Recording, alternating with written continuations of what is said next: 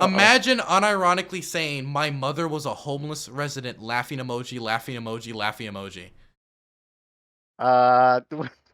What? When I was talking about that fact that my mom was homeless. Oh, homeless resident. Oh, yeah. I remember. Yeah. Homeless resident. That shit don't make no sense. How you a homeless resident? You're homeless and you reside in a city. That's what a You homeless don't. resident You is. don't.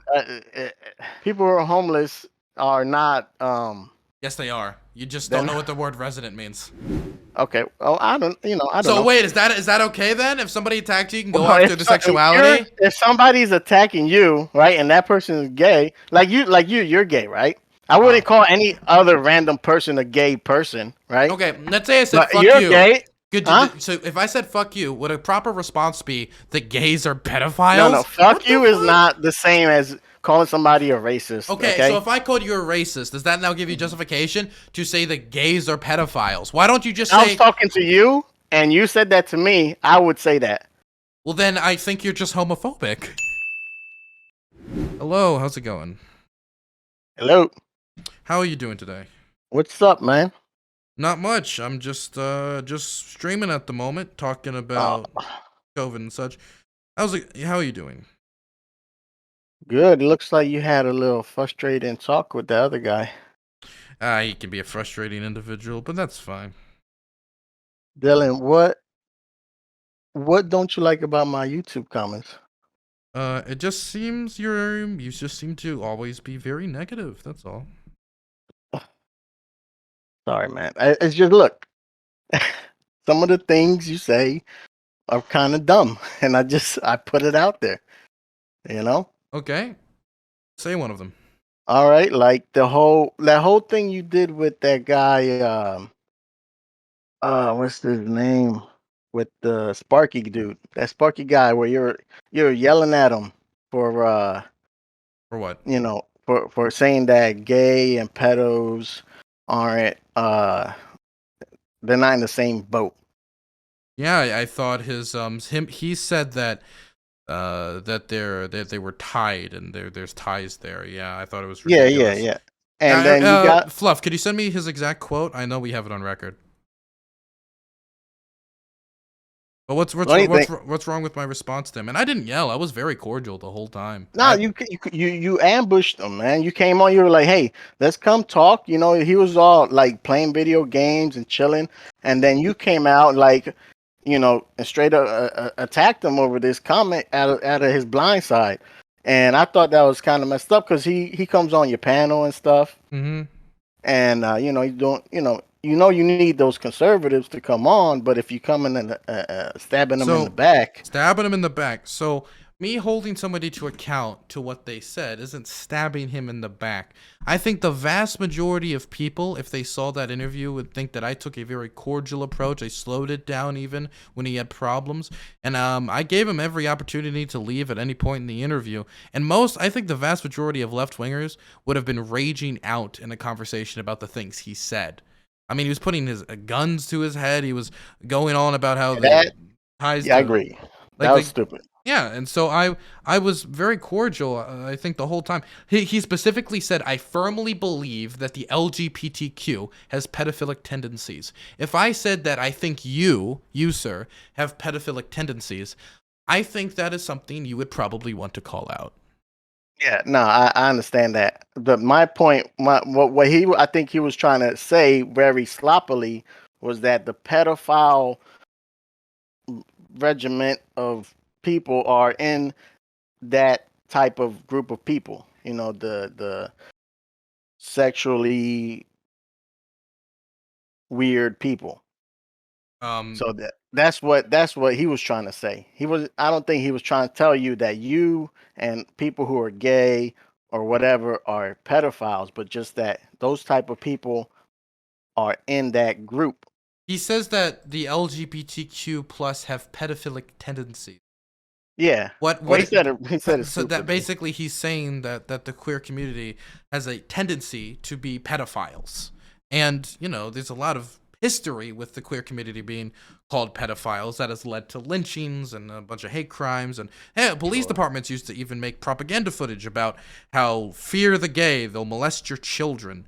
It's an accusation. I'm not, as you say, this isn't something new for me, seeing this accusation thrown around. So I think it's pretty obvious what he was doing, and it's something that I would hope that you would disagree with. Nah, yeah, I don't think that because you're gay, you like. I don't think that. If anything, you're probably super aware of that, and you don't want to go that. You don't even show the impression that you like little kids. Oh, And not at all. believe me, I understand that, but the whole thing with the LGBTQ, all of them, they group them all together because those are like the non, normal sex thing, right? The normal one is the heterosexual, and then all the different kinds of sexualities, right? Since there wasn't a lot of them, they grouped them all together, and it seems like now they're trying to bring in the pedophiles or the map people and lump them into the group too. Like, hey, we'll take on your cause and try to soften the perspective of that. And I think that's what I think he was upset. This was a while ago. I think I might have seen some of it, but I think he was upset with somebody, and that just he tried Well, to it attack him wasn't for that. that long ago. It was like a week ago. Week week ago, Yeah, we posted really? a video a week ago. Yeah. Man, Now, to be clear, when you say maps, you talk about minor attracted persons, and they're trying to do yeah. this. They're trying to do this. Who is doing this? Well, I think that activists in the um, sort of like LGBT type of activist field where they want to destigmatize different types of sexuality and things like that. They're trying to. I guess they're running that since they got gay people are cool now. It's all legit.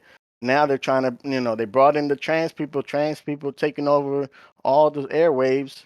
And then the maps people they're coming in underneath. They're coming under the Yeah. blanket, under the Like covers. who's doing this though? Because Well, I've never. I I can't work. point.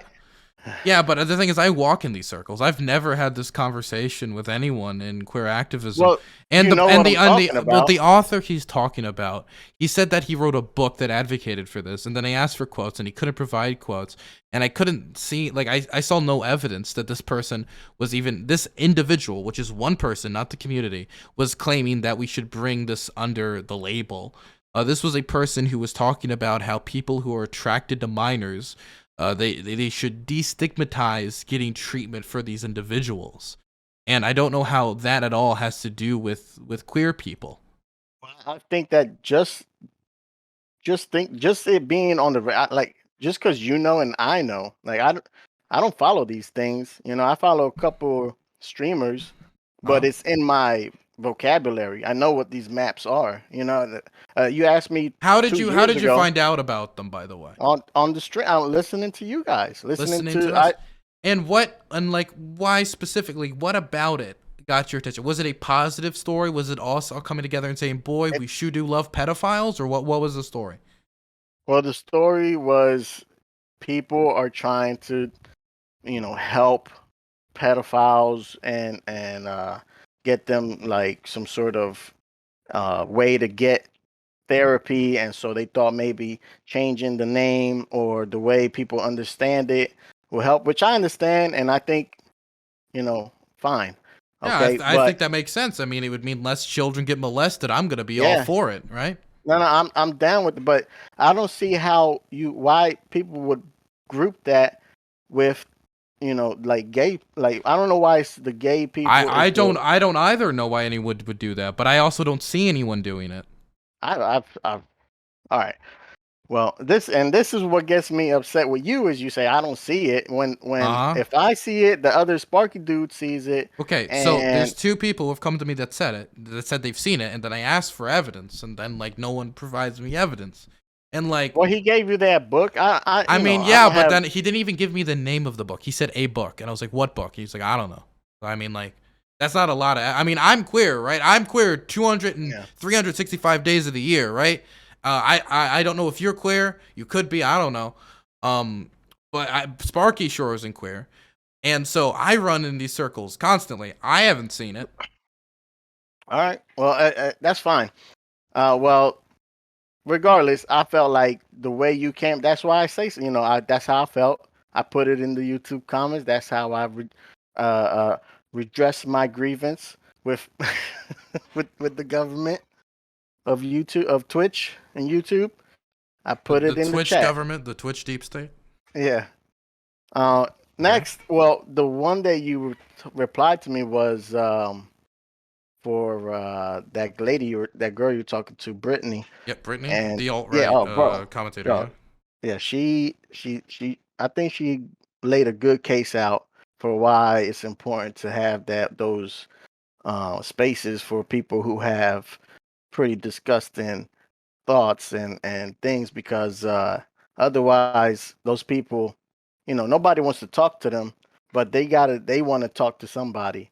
And if she wants to do it, I know you don't want, I know you don't want to, but some people should talk to them because otherwise they just think they're right. They just think that So the stuff they say is they don't have any argument. So I do believe that there is a space out there for like very racist and very sexist and disgusting people to go out there and say their things.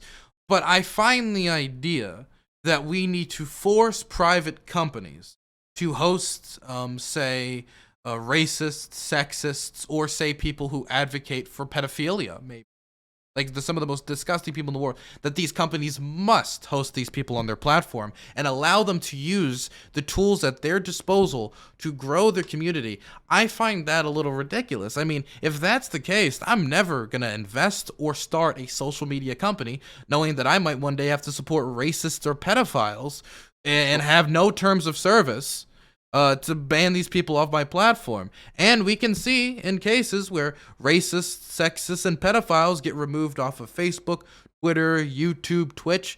Most of the time, they do suffer greatly in their idea to spread their ideas, their filth on the internet, and it does hurt their numbers. Now, there's an argument to be said about the fact that the people who get banned could become more radicalized. But I think there is a better case to be said about people not at a larger scale not being exposed to those ideas, which are not properly pushed back against in many instances. Now, I don't even care about them getting radicalized. That's to the individual. You can't really tell who's going to get radicalized or not. I care more about people, about good ideas and them being tested. And if you don't know what racism is or all the bad stuff that they say, you have to be able to point and say, look, this is racist. None of these microaggressions and oh, because you said this. What the other guy say, that you're racist because you think Because I'm in favor of vaccines. vaccine? Yeah, that's some stupid ass shit. Like when people, I agree that it is some stupid ass shit. but that's what he thinks racist. That's let him look at one of these Nazi motherfuckers. You know what I mean? Let him look at one of these people. But that's, if you can't point it out, if you can't show them what is really bad, then you're not really talking to you're not talking about anything serious. You're just talking about small things. And there's the amount, what racism means now is so much belittled than what it used to mean. Like when you were called a racist, it meant like you were a bad person. Now anybody is a racist if you don't have the right type of idea or something like that, which is dumb because everybody has different ideas, different perspectives, different experiences. So and to think somebody doesn't have the same experience as you, like a white kid growing up in a black neighborhood, he's gonna have a different understanding of black culture Can I ask you a question? Yeah. So I agree with you that people should know what racism looks like, and I don't like whittling down words. That's why I don't call everyone a Nazi. I don't call everybody racist, and You do call a lot of people racist. Who have I called a racist that isn't racist? Politicians, you call Which one? Donald Trump, you call him a racist, right? I do think he's a bigot. I will at least use that word. Well, bigots are all over everybody's a bigot once in a while. Okay, let me ask you a question. What do you think of the statement, I am calling for a total and complete shutdown of Muslims entering the United States until we can figure out what the hell is going on? If I said that, let's say I said, I am calling for a total and complete shutdown of Jews entering the United States until I can find out what the hell's going on. Both of these statements are extremely bigoted, wouldn't you agree? There's no difference between these two statements. And it's in that context alone, sure. If I didn't hear, if that was all I heard, but in the context of people worried about terrorism, regardless if it's good a worry or bad worry, if it's if it's right to worry, That's people have not. I mean, that it matters because that's not that's not right, man. Like, what if yeah, I yeah, said what if I said I want to ban black people because I want to deal with crime? Like, that's you're black people, you working off can't of say black people because stereotypes. black people is not like a country. It's not a you can't. That's racist because it's about race. Period. But if you Okay, say but we can ban Muslims, religion. We can ban religions though, even well, though yeah, that's because unconstitutional. not ban Muslims from practicing A total their and religion complete in the shutdown of country. Muslims entering the United States. That's a Yeah, Muslim entering, ban, not against the Muslims already in here. So the dude. Muslims, So bro, dude, come on, bro, really? if you ask Donald Trump if a Muslim is an American that lives in America, was born in America, he'll say 100% yeah. But the people out in Afghanistan or wherever they were doing the stopping the play, because they didn't stop everywhere, they just stopped in certain countries. Those people we don't know these people. They have different lives Yet understanding of what America is, the different thing is, propaganda. I'm not against filtering the people who enter into the United States, but banning people based upon their religion from entering the United States is Well, I'm sure he said, is religious discrimination. That is well, what it is. I'm sure he He said is until we figure out what's going on, well, right? that doesn't mean That's like, the okay. So if I was to key say if I modifier. said, hey, I want to ban all the Jews from entering America until we figured out the banking system, And that you would know be what I'd say? that would, I'd say what happened? What happened to the bank? That's what I'd say. I'd say well, what do you mean? What happened to the that bank? is unconstitutional, and it is basing it off of discrimination and I don't think stereotypes. so. Well, if he said all Jews anywhere, yeah. But He if he then said went to Rudy Giuliani and asked him, how do we do a Muslim ban legally? Because you can't just ban Muslims from entering the United States. That's well, illegal. It's unconstitutional. exactly. It's, yeah. So he wanted to do something that violated the Constitution. Thankfully, the Constitution stopped him from doing that. Amen. Amen. So Well, that is religious discrimination. He is a I bigot. don't think so. It is No, not religious discrimination to call for the no, because banning people of in a religion America entering could the United still States. no people in America could still practice Islam. You're basing immigration law based upon your No, religious beliefs. no, he was So if I stopping. would, let's say I just said only whites can enter America now, would that not be racist? If white people were if first of all, again, that's racist because he's That talking is about racist, white people. Yeah, but it yeah. isn't If he bigoted. said people from what like Greece or people from what's the white place? Switzerland. You Switzerland, know, yeah, sure. if he said people from Switzerland can't come here, that's not racist, all right? Because what did Switzerland do? Yeah, yeah, but Oh, he said, he said Muslims. Muslims is uh a religious group of people. So you sure. acknowledge that if he said only whites can enter America, that would be racist. But you don't think it's bigoted or discrimination for him to say that Muslims can't enter the United States and only non-Muslims can enter. That Well, wouldn't be bigoted or discrimination? I'd How? say that he said Muslims colloquially, like how we understand, how people would understand. What does that He's not mean? gonna How say, all right, people would Afghanistan, Iraq, all these countries. No, he says, all right, look, how people would the people are thinking colloquially about Muslims when yeah, they think about terrorism or whatever. people. When he says Muslims, he means people of the Islamic faith. I think he was very specific with his words. Unless he was No, being no, I don't unless he was being terribly irresponsible. Unless you think. No. He's not specific with any of his words. Well, All right? if I said okay, so if I said I want to ban black people from entering America, and I'm like, well, I just meant Nigerians. Would you really let me slide on that? no, No, you wouldn't. that's fucked up. But But it isn't he fucked up to didn't say say we should that ban about Muslims. Muslims. That's known as like the people that live in that I know it's also the people who practice a religion, but it's also how we understand the people who live in those countries. Okay, and we'd Like, we'd understand somebody who lives from Nigeria from an American perspective to be black. No, we didn't understand them as African. But wait, when they Like, come into this country, how are they viewed? Are they viewed as black? We still view because of American race politics, they're still viewed as black when they're in this country. you can tell the difference between Do you an really African black okay? and an American Do you black. think a cop, when interacting with somebody who's from Nigeria, would be like, "Oh, this isn't a black person. This is actually just an African." That's not how that works in America.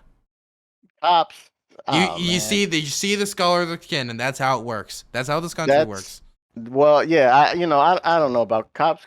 Cops weird me out. I don't. Anyone. If I saw, look, I never, under any circumstances, because I went to school with African kids, and every single time, if they were asked their race, they'd be like, yeah, I'm black. Yeah. Well, yeah. Well, And other people would call them black too, because when you look at them, they look black, because they are black. no, yeah. Of course they look black, but when you think of black, that's not. When you say black, that's like an American term. That's It not is an a American term, but once you enter America and immigrate to America, you are living under the roof of the United States of America, and so that yeah. also comes with its terminology and the words that like associate with. And that's dumb, and a lot of people think that I know a lot of people who think that shouldn't be that way. Like when you're American, you should be an American. If you're an immigrant from a country, you should be I'm a African American. That's an Here, African American. If you here's a come few from other statements he says. I think Islam hates us. We're having problems with the Muslims, and we're having problem with the Muslims coming into the country. You have to deal with the mosques, whether we like it or not. I mean, these attacks aren't coming out. They're done nothing by Swedish people. That Muslims have to respect. I mean, come on. who said that? Donald Trump. What are these quotes like at different times? This is like you They're can't- all that most of these were within the months of March of 2016.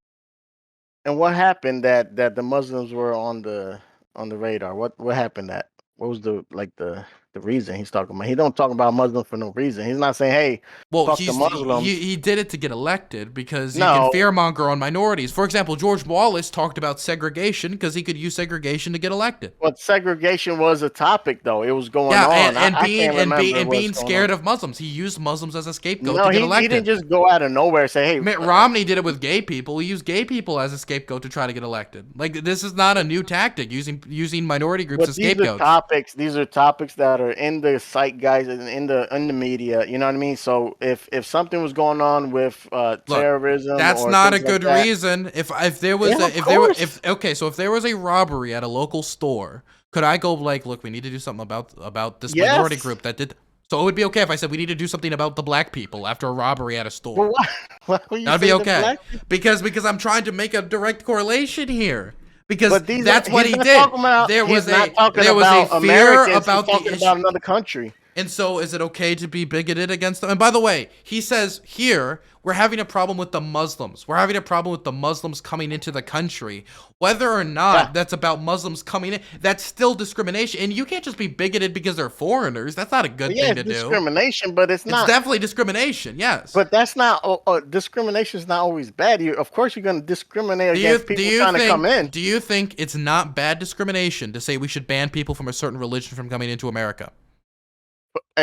In that context, yeah, but not in the Okay. context the president So was saying it. what was the context he was saying it that was totally not? There was something going on that he said we need to figure out what is going on. He was using Muslims as a scapegoat to get elected. That's what he was doing. No, I think that he was using the border wall. Trump said he would certainly look at the idea of closing mosques within the United States. Why would he say that? Because he wanted to scapegoat Muslims and pretend that they're I all need to know terrorists. the full I can't. Do you just really? think that, Is there any context where closing all the mosques in the United States would be fine? Yeah, if he's like joking, and he jokes a lot. You think he was You know- joking about closing all the mosques in the United States?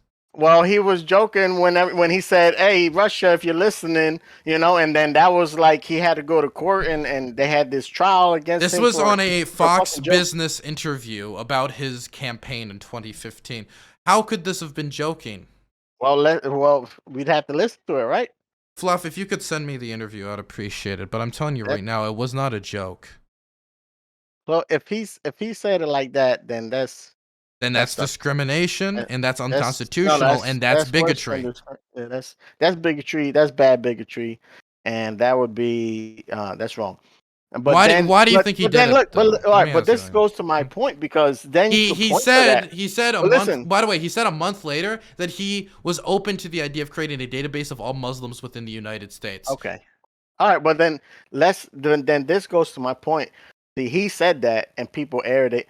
and now you could point to it and say, look, this is bad, all right, and this is Uh-huh. why it's wrong, and Didn't he? and da da Wait, da da. there's one problem. Didn't he win? Well, yeah, because you can people say stupid shit, and you can overlook it. People, Well, no. A when lot you of people, talk all the a time, lot of people agreed with this. I'm sure they. Well, You they are right get. now trying to find a justification for this nonsense. Well, yeah, well, because if you're, I mean, when you are they have different perspective. When you're talking to millions of people, you know, the way you understand it, the way I take it, Okay, the way you can we take shake? it. I got the statement. Would you like to listen to it? Go ahead. Let me hear it. Okay. Okay. It's gonna be played on stream. The rise of radical Islam. Rise of radical Islam. All right. Nobody wants to say this, and nobody wants to shut down religious Was there like institutions. What? was there some like terrorist shit going on Well, at let that me. time? Can I? Well, I'm trying to play the clip first. Yeah, go ahead. Okay. Are you watching stream? Do you need me to share screens? No, I'm watching your Okay. I'm watching your stream. I'll play it then. Nobody wants to say this, and nobody wants to shut down religious institutions or anything, but, you understand it. A lot of people understand it. We're going to have no choice. There's absolutely no choice. Some really bad things are happening, and they're happening fast. I think they're happening a lot faster than anybody understands, too. Certainly a lot faster than our president understands, because he doesn't understand anything. He doesn't get it. Refuses to even call it by its correct name. So does that sound like he was joking? Oh, bro, I think go back to the beginning where he says nobody wants to. Yeah, he says nobody wants to, but then he said we have no choice. Okay, so how is that's different from saying that we need to do this? All right. If I said what if I said nobody wants to get rid of all this minority group, but we have no choice? Like that. Okay. That's still you saying that. If anything, he's saying that this isn't even a thing that's debatable. This is a necessity. He's saying we don't have a choice. We don't have a choice. Yes, it's a necessity. We have to do it. We don't have a choice in the matter. Yes. Because something is happening, right? Yes, but that's not a good reaction to this issue. Wait. Do you think, again, just because terrorism exists does not mean that people lose their religious liberties. That's not how it works. Yeah, and I don't think he was trying to say people can't practice Islam because of just because because they're Islamic. He's saying there's something going on. I don't remember. Okay, I can't remember. Something was happening. The issue is, I know what we both know. The issue is terrorism, but that issue of terrorism does not justify closing down mosques, banning Muslims from coming into the country, floating the idea of making a national registry of Muslims. This is not only extremely bigoted, it's also un-American. It's anti-freedom. Fine. But is it still an option? Is it a choice though? Is that something that we could do? No, it's illegal. It's unconstitutional. Illegal. It is illegal to discriminate against people based upon their religion. Yes. Well. We have religious liberty in this country. It's one of the things this country was founded upon. If people are Pilgrims came over, they were fleeing religious persecution.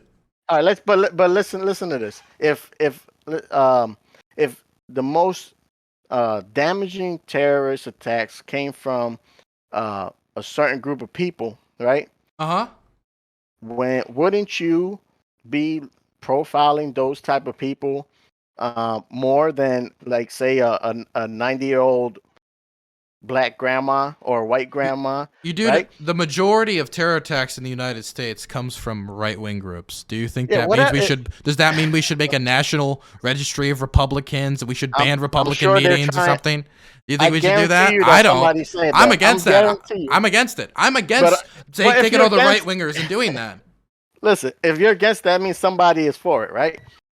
And that's what I'm saying, that you can have all these ideas, you can have solutions for all kinds of things, but if you don't lay all the solutions out, if you don't say and show the good solutions and the bad solutions, even if you think it's bad, maybe somebody might not think it's that bad, or try to do it a different way. But if a person says a bad, bigoted idea, they're still a bigot, and it's a bad idea, and that person probably shouldn't be elected.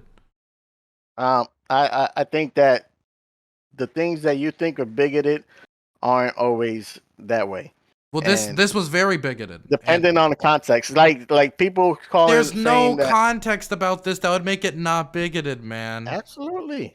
What Like context I would just make told you. what context would make we should shut down all the mosques and ban Muslims from entering the United States? Give me the context that would make it not bigoted. I think that he was trying to put a high, like a high bar, right? That's how Donald Trump is that type of business dude that you go in high, they come in low, you come and you meet in the middle, right? You say, all right, we're gonna ban all the mosques, y'all keep coming and terrorizing whatever, and then you negotiate with the people who say no, we can't do that. That's against the law. That's what, like you said. And he says, all right, well then we'll do Okay. something. We'll do what was it? A ban for like 2-week ban. How long did he ban them for? A few months, 3 months or something. Okay, so this is That's why I understand him when he talks like that. That's how Dude. I think he's negotiating. the middle ground between religious persecution and not religious persecution would still mean certain levels of religious persecution. Even if this was a negotiating tactic, the middle ground here would be, well, you just discriminate against some Muslims, or you discriminate against you still discriminate against Muslims, just not to the same degree. We shouldn't discriminate against Muslims at all because it's unconstitutional and bigoted. You have to discriminate if those are the people that are coming in and that everybody's worried about. Even if Okay, it's, okay, wait. they're not, People can be even if it's worried wrong, for bad reasons. For example, yes, I even just if it's bad reasons. Do you bro, believe then we should discriminate against right wingers? this happening? It is happening right now. So we should do that. You're in favor of it then? No, I'm not. I'm saying it's happening, even if I'm not in favor. So I'm not in favor of discriminating against right-wingers to be like, hey, if you're right-wing, we need to make a national right-wing database. Or, hey, if you're right-wing, we should ban all right-wing gatherings. Or, hey, if you're right-wing, you're banned from entering the country. These would all be terrible things for me to say because it would be terrible discrimination. And that's where the majority of terror attacks in this country is from the far right. The far right. So if we're talking about the issue of terrorism, which is the issue being discussed here, would you be fine if Joe Biden said tomorrow, I'm going to make a national right-wing database. I'm going to ban right-wingers from entering the country. I'm going to shut down all the right-wing conferences. Would you be giving this level of charitability to Joe Biden if he did that tomorrow and say, oh, this is just a negotiating tactic to deal with terrorism? No, I wouldn't be fine with it, but I'd let him do it. Would you say it's bigoted or unconstitutional? Wait, you'd let him do it? Well, yeah. If he can do it, how are we going to stop him, right? Wait, we should stop him through Congress and the legislature, maybe not voting for him again in 2024. There's a lot of ways you would stop him. Fuck, Trump said these things while on the campaign trail. The way to stopping him was to not vote for him and vote against him in that election. Dylan, let me ask you, right? Let's say you had the opportunity to vote for Joe Biden, and he was the one saying this right wing is this far right. I would vote against him. Okay, and he's saying these Nazi people. Let's say that some. I would even advocate for a primary in the Democratic Party. Let me flesh this out all the way. Let's say that this Nazi group, right, started, burning down buildings. They started terrorizing people, literally, like killing people, things like that. Okay, and he said we need to make a registry of these right-wing people. Okay, it's too dangerous. Okay, we have no choice. All right, they're killing people randomly. They're doing all this stuff. Okay, would you say, nah, you know what? They have protections. We have to do better protection. What would you say if Joe Biden came out strong? Because that's what people need, a leader, right? They look for leaders. So is he saying that about all right-wing people or specifically people within this group? Well, how would you differentiate? Well, because, for example, there's a difference between all Muslims and members of ISIS, right? How would you differentiate that? Well, if you're a member of ISIS, then I would be fine with discriminating against them. Or if you're a member of the Nazi group, I would be fine with discriminating against them because they're terrorists, and you can. Yeah, but how would you pick them out of a group of Muslims? Well, there's a lot of ways to do it. You can look at you can do sting operations, which even though a lot of it has been, I think, really sussy. You can do sting operations.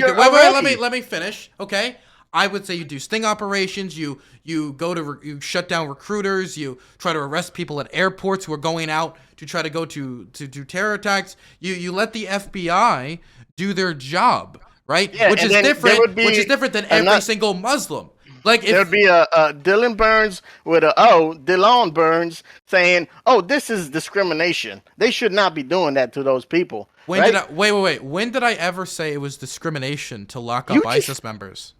Bro, I said it's discrimination to lock up all Muslims. Muslims? Are ISIS members Muslim? Yeah, they're usually Muslim. Yeah, Usually, or 100%? they are Muslims. Yes. Okay. All right. Well, but the problem is a lot of Muslims would say they're not real Muslims because they're not following the faith. That doesn't mean anything. You Well, I could think say somebody who doesn't. You could say somebody who doesn't practice the religion isn't a real Muslim, but they're not ISIS. You know what I mean? Okay, look. There's a difference between discriminating against all people, a part of a religion, or part of an ethnic group or race or any of the things, and people part of terror organizations specifically. I'm fine with this. Yeah, I think that he wasn't trying to say all Muslims are terrorists. I think he was trying to say until we could figure out to differentiate how to weed out. We do know. The FBI. The FBI has been working on these tactics forever. They've been foiling. They've been foiling terror attacks. They've been arresting people. They've been doing sting operations. They've been doing this stuff for a long time. We can differentiate through investigation between a regular everyday Muslim and an ISIS fighter. I got a situation, a recent situation that just happened, right? And this is gonna, this is completely against what you're saying. So, do you remember when we were trying to pull out of Afghanistan, right? And then that suicide bomber blew up and killed everybody, right? Yes. Okay. How the fuck did they not know that? Okay, so I'm gonna ask you a question. Okay. No, come on. Wait. Answer my question. How did they not? Stop. I want you to answer this. Okay, look at this question. Look at this picture. Is this an ISIS fighter? I don't know. Okay, is this an ISIS fighter? I don't know.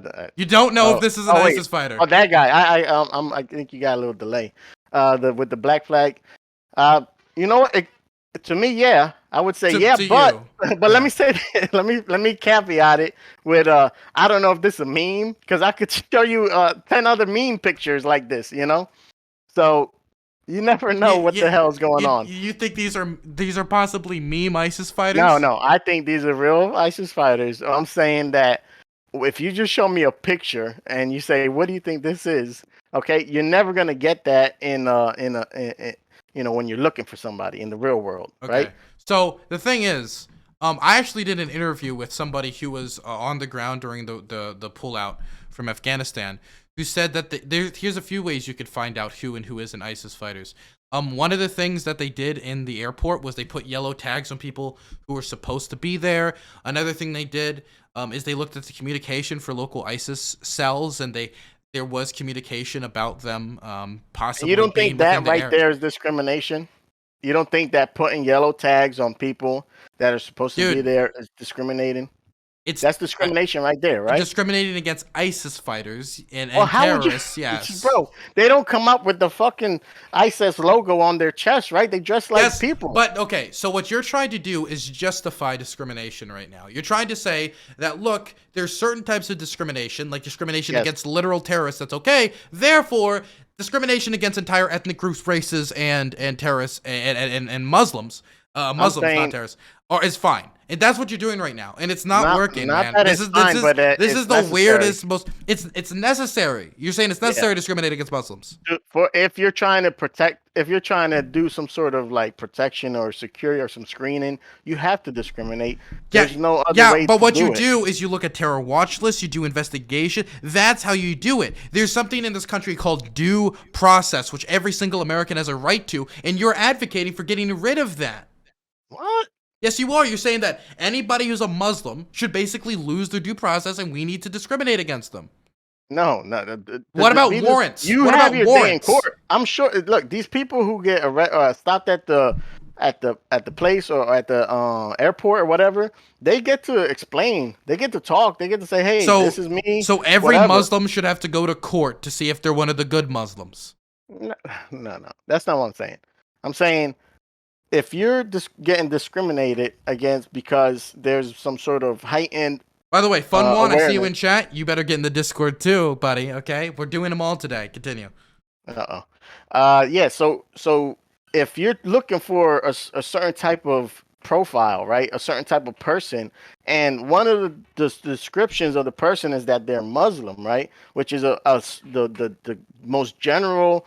There's probably more Muslims than Christians in the world, right? I'm not sure, but I those are don't think so. Maybe it's like it's maybe like number 2 or something, right, or 3, but there are a lot of them, okay, and God bless them, but if you're looking for a certain type of people that come from that group, you're gonna have to discriminate, because you're not looking at the Japanese people when they come in, because they're not the ones that we're worried there's about. a difference between looking into something and doing investigations and saying we Well, need to ban all the Muslims, we need to shut down all the mosques, we need to put Muslims on national registries. What you're advocating then, basically, and I'm gonna be for real right now, you're advocating for what the Nazis did to the Jews. You start saying that we need to put markers on the Jews, we need a national registry of the Jews, we need to basically shut down all the synagogues, we need to crack down on all the Jews, because the Jews are doing all these terrible things. Unironically, if you were to go step by step by step by everything Trump said we should do to Muslims on the campaign trail, you're like 1937 Germany, but with Muslims, unironically.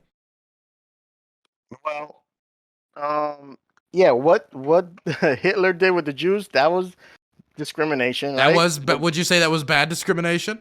No, that was good, right? That was good discrimination. Come on. Bro, this is and right now I'd be typing in the YouTube chat like, what the fuck are you talking about? Good. Come on. Of course it's bad. Okay. You know what I mean? Yes. But a national registry of Muslims. These people were inferior. These Jewish people. Well, it wasn't just that. It was also that they're destroying Germany. They're a danger. They're a threat to Germany. And you know what? What was Trump's justification? What was Trump's justification? Crashed the plane into the 2 towers in Germany, right? That's what why. is Trump's justification? I don't remember. They're a threat to the United States. They hate America and want to destroy it. Something happened. I don't remember exactly what happened. Something must have been happening for him to say that. I don't think he just like fuck the not the Jews, excuse me, the Muslims, because I'm running for president. I don't think that's what happened. I think something was going on. It was on the heads of everybody. It was people were scared about terrorism, and people because terror attacks, right? Terror attacks happen. So there you go. But that's not a good reason to discriminate against people based on their religion. That's not a good reason. Dude, you're trying to justify some of the most horrific things that countries have done around the world, man, right now. Like you're doing this all in defense of Trump. Like you just say it was dude, you could just say it was bigoted and move on. It's not that difficult, man. I could care less about Trump. It's just that those are options, those are choices, and if people would want to do those things, then it is what it is. It is what it is if people want to ban Muslims.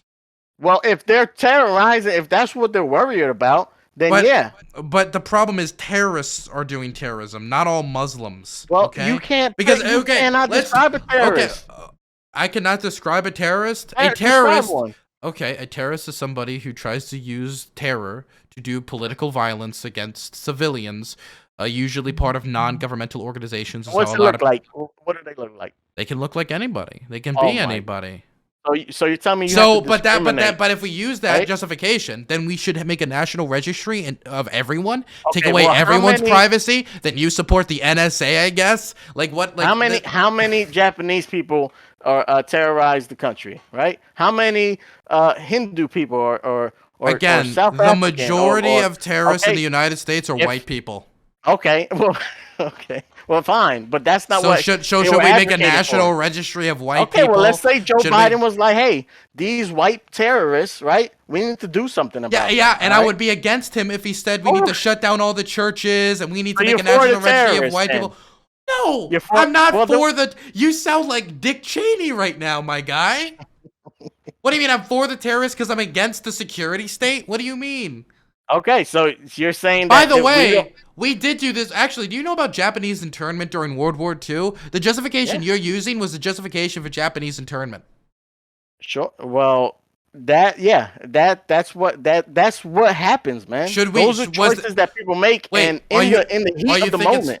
But that's bad. It's bad to intern people based upon their race. But it wasn't bad when they were doing it. It was bad what they were doing. It was bad to intern people based upon their race. If you feel like you're Are you afraid for your life. you're in favor of the internment of the Japanese people? One of the worst crimes the United States has ever done. I didn't say that. I said it was wrong. You said it wasn't bad when they were doing it. No, when they were doing it, they didn't think it when they were under when they attacked the country, people were scared. Okay. Yeah, but that isn't a justification for what they did. You cannot use fear to take away people's liberties, random willy-nilly. That's not good.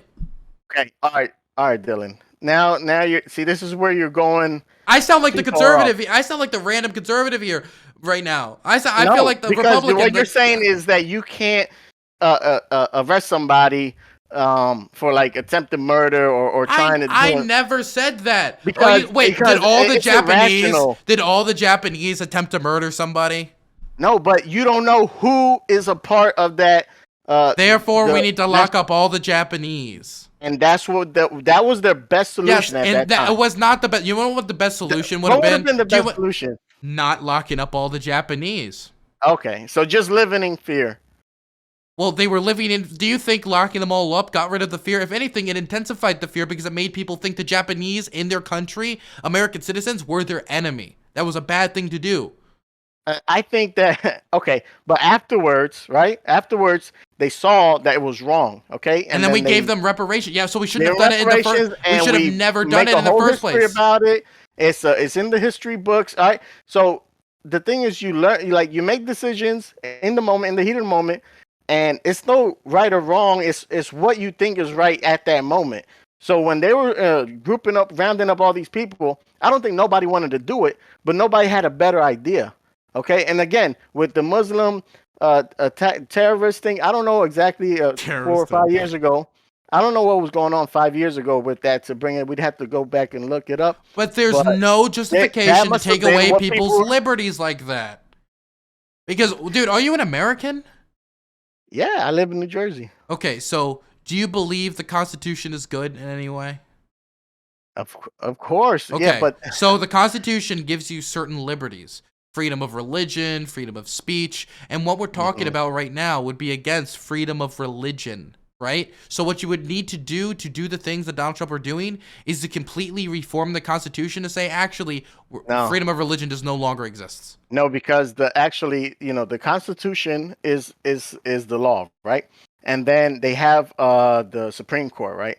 So now the president has certain jobs, and one of his jobs is he's in charge of protecting the country, right? And he's in charge of who can come in. All right, so he has the power to make those decisions. He does not have the power. Yes, he does. Absolutely. Stop. He does not have the power to just ban all Muslims, put them all in a registry. Yes, he does. No, that's not how it works. Then it's up to you. That's not how that works. Go to the Supreme Court and argue he doesn't. Okay, and how many times did the Supreme Court say that he did have it? The Supreme Court rejected his Muslim ban, dude. They said you had to change it. They said you had to change it. Yeah, and then they made he did change it. And he watered it down to the point where you could, from a legal perspective, no longer call it a Muslim ban, even though it totally was one. So the thing is, so that shows that a Muslim ban. So what you're saying is, from that perspective, it shows that banning all Muslims was unconstitutional. Literally, that court case proved it. Yeah, well, if that's what he was trying to do, he said it on a stage. He then went to Rudy Giuliani, who admitted this on Fox and Friends, and asked Rudy Giuliani, "How do we do a Muslim ban legally?" That's how we got that legislation.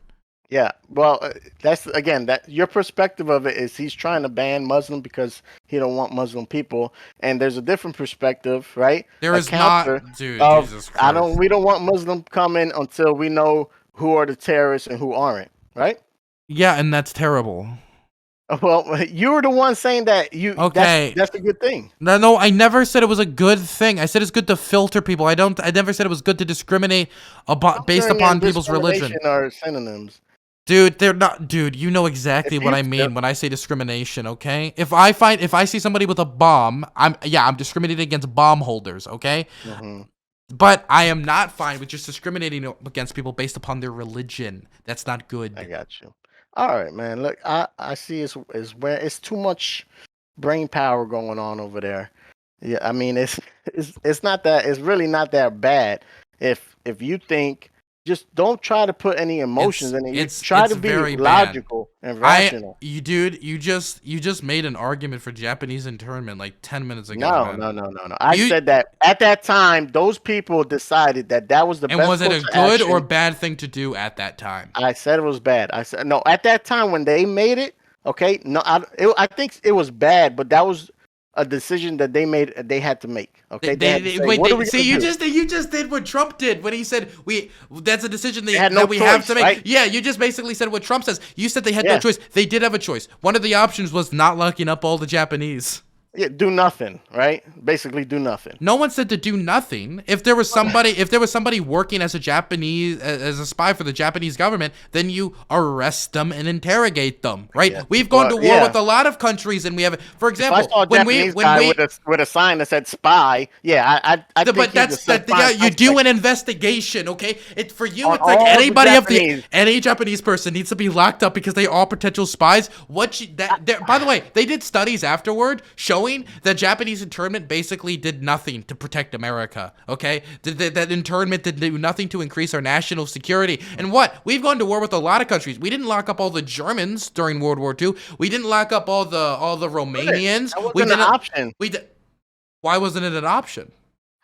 Why wasn't it an option to lock up the Japanese? Wait. What's the difference between a Japanese person and a German person in the U.S. that may be motivated in a different response? What's the difference there? Listen, wait a minute. My history is a little shaky. What about the Italians? We didn't lock up all the Italians. Yeah, I guess that's true. But what I'm saying, the Japanese are more different in how they look from, I guess, the settlers or the cult. But we have demographic records. We have immigration records. We could have. Yeah. We could have tried. It's more. I think it also. So maybe it was race. Wait, I think you figured it out. Yeah. So you know what it is? It was racism. Exactly. Well, that's definitely racism. Okay, but that's the way that they were able to.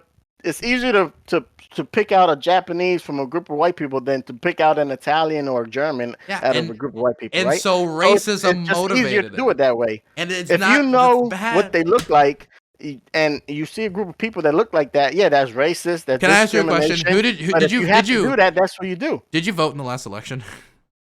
Yeah, of course. Who did you vote for? Donald Trump. Okay. I voted. Listen, Donald Trump. Donald Trump was the first person I ever voted for. What a surprise. He spoke to me. I really, from how you've talked today, I'm not surprised he spoke to you. Okay. Yeah, but it's not because of the whatever you're thinking. It's because I like the way he talked. Yeah, but you talk a lot like him, in fact. Well, yeah, he spoke my language. Yeah, I think he did. I bet he did.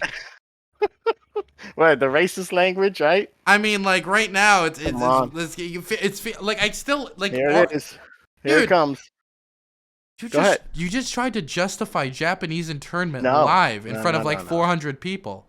And when you are in that situation at the moment, all right, when you're in the middle of a war and people are looking at you for answers, this is so easy. Let me throw it to you. I'll give this to you easy. Just say Japanese internment was bad at the time and now. That's all you need to say. So it was bad at the time. No. When they made it, looking back from now, it was bad. Even then, they were thinking it was probably bad. But you can't judge people from what they do. Back then, you don't know the feelings. Can. Yes, I can judge. Okay, so let's say you don't somebody. know the amount of fear. Okay, let me ask you a question. Let me give you a hypothetical. All right, let me put you in that spot. All right. Okay, do it. Let's say somebody says, "Yo, in this room, there's let's say you're afraid of spiders or something, right?" And they're like, "There's a huge spider in that room, right?" And you just start. They're like, "It's in that closet right there." And you just start throwing all kinds of shit in that closet. Do you think that's a rational thing to do? Right? No. You leave or you try to, maybe see if it's in there or something. You don't. But when you're in that moment, when you're in that heightened sense, you don't know what the hell to do. Yeah, that's bad. You don't make those decisions based out of fear and fear alone. When you're doing it. But that doesn't mean that it's not bad. It's still bad. That means they shouldn't have done it. So it was bad when they did it. Yeah, it was bad when they did it, but they didn't think it was bad. There you go. So they didn't think it was bad. So they should not have done it at the time, and it was bad when they did it. You agree? Yeah. Yes, I agree that. But they didn't think it was bad. Okay, of course, nobody thinks they're bad. Racists All don't think. right, that's what I'm trying to say. The Nazis didn't think they were bad, man. Are you sure about that? Adolf Hitler thought he was the good guy. Like, everyone thinks they're the good guy. Everyone believes that. Mm. And by the way, I'm happy we could finally come together and agree. Almost like 80, 90 years later, the Japanese internment was bad after a long and heated discussion. All right. Yeah, oh, man. I don't know what the fuck I was talking about. The hell? No, I don't either. Was not good. I was trying to put myself in that time period if I had to make a decision, and all I knew was that the Japanese attacked, and how do we figure out which are the good and which are the bad? You know, what are the options, right? One of the options definitely is round them all up, right? But that's a bad choice. All right, but what are the other options? You say do nothing. You say no, just don't lock them up and do investigations if there's any suspicion that somebody's a spy. How many? That's wait. That's how we've done it for like any time we've been at war with the country. When we were at war with Iraq, did we round up all the Iraqis? When we were at war with Afghanistan, when we went to war with the Taliban, the amount of information that we had at that time. I don't know that stuff. You know, when we're at war with Iraq, I don't know how many Iraqis live in America at that time. You know, but that doesn't wait, dude. I'm telling you, there is a million other options besides locking up everybody of a certain race. Okay. And you should not do that. It's not because of their race. It's because of what happened. It was because of their race. Because they had the same race as the people who attacked. They were Japanese. Yes. Yeah, and people were afraid that those people were either going to fight with the Japanese. Yeah, and that's not good. Yeah, well, I mean, that's what they thought, and it was wrong, right? It was wrong. Like that. Okay, so it would also be wrong to do the same thing or think the same thing of Muslims. Yeah. No, but all right. I didn't want to come here and justify none of that shit. All I'm saying is I wanted to say that those ideas should be out there. Those arguments, those things should be out there for you to point to. And that's what I think that girl was saying, that when you have these Nazi dudes and they're in these separate places, they're pushed out of all the places. Nobody really knows how bad it is or how bad it can get, right? And that's, and I think let me ask you a question. I think she was talking the truth. I think she got you on that. I don't think she did. I don't think she did at all. Let me ask you this question. What stops me from Googling Nazism, from looking up racism, from going to DLive? Those are disgusting things, right? But you wouldn't know it is disgusting unless you saw it like once in the blue moon, right? Let me ask you a question. Have you ever seen somebody rape somebody? No. Do you know rape's bad? Yes. There you go. No, that's not same. Really? Being somebody who is a hateful person is not the same as violently attacking the person and raping them. All right, they're both they're both bad, of course. No. Those are different types of bad. Okay, a person having bad beliefs or ideas is not the same as somebody. Have you ever seen? Let me ask you a question. Have you ever seen somebody just be racist towards, let's say, the Nepalese? I don't even know who that is. Nepal is a country between China and India. Okay. Now let's say somebody. Have you ever seen somebody do that? No, because you don't even know who they are. Mm-hmm. Would that be a bad or good thing to be racist against the Nepalese? I'd say bad. I'm gonna go with bad. But you've never seen it. Mm-hmm. So how do you know it'd be bad? Well, because I know what racist is, because I've seen different types of racism, other kinds. And do you really think that by taking away racist Twitter accounts and Facebooks, that's gonna stop people's ability to actually have seen racism? It's not. Yeah, because what it's gonna do is it's gonna stop racists from spreading their racism and recruiting people to be racist. No, none of that. If hearing somebody be racist encourages you to be racist, that's you were always going to be a racist. All right, that was your tendency. All right, I Wait, don't think really? for somebody's. Yeah, 100%. So you think that everybody in Nazi Germany was just bound to be anti-Semites? It was just Germans, like they just aren't like naturally anti-Semitic or something. Racism is taught and learned. It isn't something that just like magically falls out of the sky. No. Racism, yeah, it's taught and learned, right? But if you have bad arguing, if you're not secure in your ideas or in your belief in who you are, right, and in your interactions with people, then those type of arguments will take over you. And you're not. It's not. Let me ask you a question. What if I told you that the Nepalese community makes up 70% of American banks, the bank managers? Did you know that? Mhm. Did you know that statistic? Okay. All right. Is that a shocking statistic? That's like really large, right? Sure. Now, the Nepalese community have a long history of controlling banking in America. And they've used it on many different times to serve Nepal in Nepalese interests against American interests. Isn't that concerning? Why? They do it because they want to steal America's wealth. They're stealing it and taking it over to Nepal. And they steal it illegally or legally? Illegally and legally. They've changed the law to make it legal. All right. It's a real issue. Billions upon billions of dollars. $840 billion taken from the United States every year by the Nepalese community, bringing it over to Nepal. Look at chat. They're talking about it right now.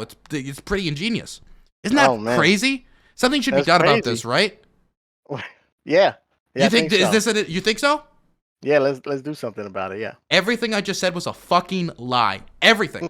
Everything I just said was a lie. And the thing is, that's how Nazis and fascists operate. They go to people, they warn them of non-existent issues or problems based on, and they'll say that this community did it or that community did it, scapegoat them and convince you. Because if it was the free market of ideas, I would have to talk to you about reality and facts. So they don't work off the free market of ideas. They lie and they scheme to trick people. That's what they do on Twitter. That's what they do on Facebook. Yeah. That's how they convince people. And what I just said about the Nepalese community is what Nazis do with Jews all the time. Didn't you know also that white people, they kill black people for fun? Huh? Don't you know that the cops hunt down black people and it's open season on black people? I don't think you know that. I don't think most. You didn't know that. I don't think most cops do that. I don't. Okay, well, some people actually believe that. Okay, so it's. But those are that's fine. You can put that anywhere on Twitch. You can say that. That's no problem. But so that my whole point is that both bad ideas are there, all right, but you have to argue them. Okay, so if this person's saying, oh, these Nepalese people, they go to the banks, and okay, well then talk to them about it and show the flaws in it. I was doing it right now, and you had no response because you didn't do the research. You just believed whatever the fuck I just said. I just made that up all on the spot. And you were going along with it. You believed it though. You did. You believed it. You just believed it. And that's the thing. When people see shit on Facebook about vaccines, people see shit about Facebook about Jews. I didn't know where you were going. I was just agreeing. Let me just finish. People see that shit about Jews, and people see shit about vaccines on Facebook, and people believe it. You'll hear somebody say, well, I saw on Facebook, yada, yada, yada, yada. They don't go and confirm. People just hear it, and they just believe it. That's the problem. Yeah, bro, that's everybody. That's a problem. So if you have a bunch of people that are easy to trick, apparently, the worst thing you can do is put in front of them people who are experts in lying and manipulation, and that's what Nazis are. Because the only ways Nazis ever gain power is by lying to people and scapegoating Jewish people and minorities and trying to convince you that the reason you have a fucked up life is because of minority groups. Now you only like certain lies that you like. You like the only conspiracies that you like. Which lies do I like? The stuff about like racism. What lie about racism?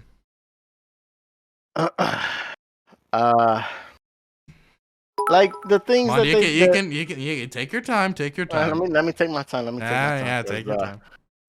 I'll go to the bathroom and come back, and then you can tell me my lie about racism. Okay. All right, go ahead. take my time and gather my thoughts. Okay, I'm back. What lie about racism? All right, somebody just gave me a little tip. So the systematic racism, Which lie about systematic racism? just just just the whole idea, right? The Let's whole just say idea. the whole idea of systematic racism, something that is vague enough that you can put all kind of Okay. conspiracies and thoughts about, and you could point to look at Jacob Blake, look at this guy, look at her, and say this is all part of systemic Have racism, I ever used Well, Jacob Blake? we're talking in general, all right? We're Well, talking about no. You said about Well, no, I'm not me, talking- right? If I claim something about you, if I said you were a liar or you lie about things, No, we were talking about Nazis and what they say, and I'm talking about the opposite. then you I didn't say you. no, you did say me. Chat, did When he did say me? I'm pretty sure you were saying that I push my lies or whatever the fuck, right? No. I was talking about you. You like the lie. You only like the lies that talk about those certain type of areas. Yes, of which conspiracies that lies? you- Okay. You want to know? about race, Okay, systematic race. let's talk about systematic racism then. Okay, Sure. one of the big issues for me is the death penalty. I am solely against the death penalty in its entirety. I believe it's unchristian. I believe it's wrong. I have a lot of millions of reasons to be against it. One of the reasons I'm against it is because it disproportionately affects black people. One example of this is not only is there a disproportionate amount of black people on death row and black people are killed every year, innocent black people are killed every year on death row, but if the victim of the crime is white, you are more likely to be put on death row than if the victim of the crime is black. Meaning that death row quite literally values white life more than black life. That is an example.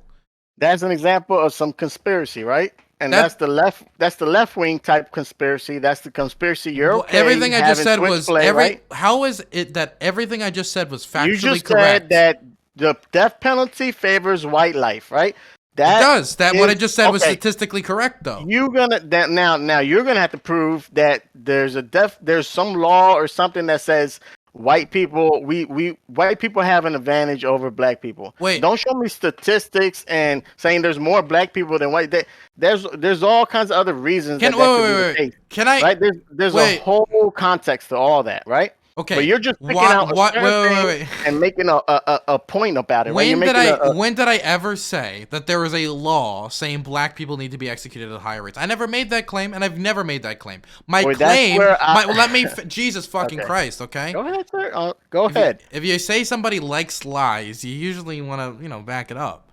So the thing is, I said, and I've always said this, is that black people are disproportionately affected by the death penalty. Not only when it comes to who gets executed, because disproportionately execute black people, but it also values black victim of crimes less when it comes to executing them on death row statistically. That is an example. Values it less. Where do you get this statistically? Okay, statistically, and what are the context of these statistics? Right, you don't know. What do you have mean? To go into each individual death sentence case to understand the reasons that happened. Okay, so have to go every year, statistically, that just seems to be the case that black people, for whatever the crimes that happens to black. What do you mean? Like, do you really think that there's something just like, what is it about black people then? What I'm saying is that this is a line of argument that is somebody can run with and come to the conclusions that I'm thinking that the country hates black people, right?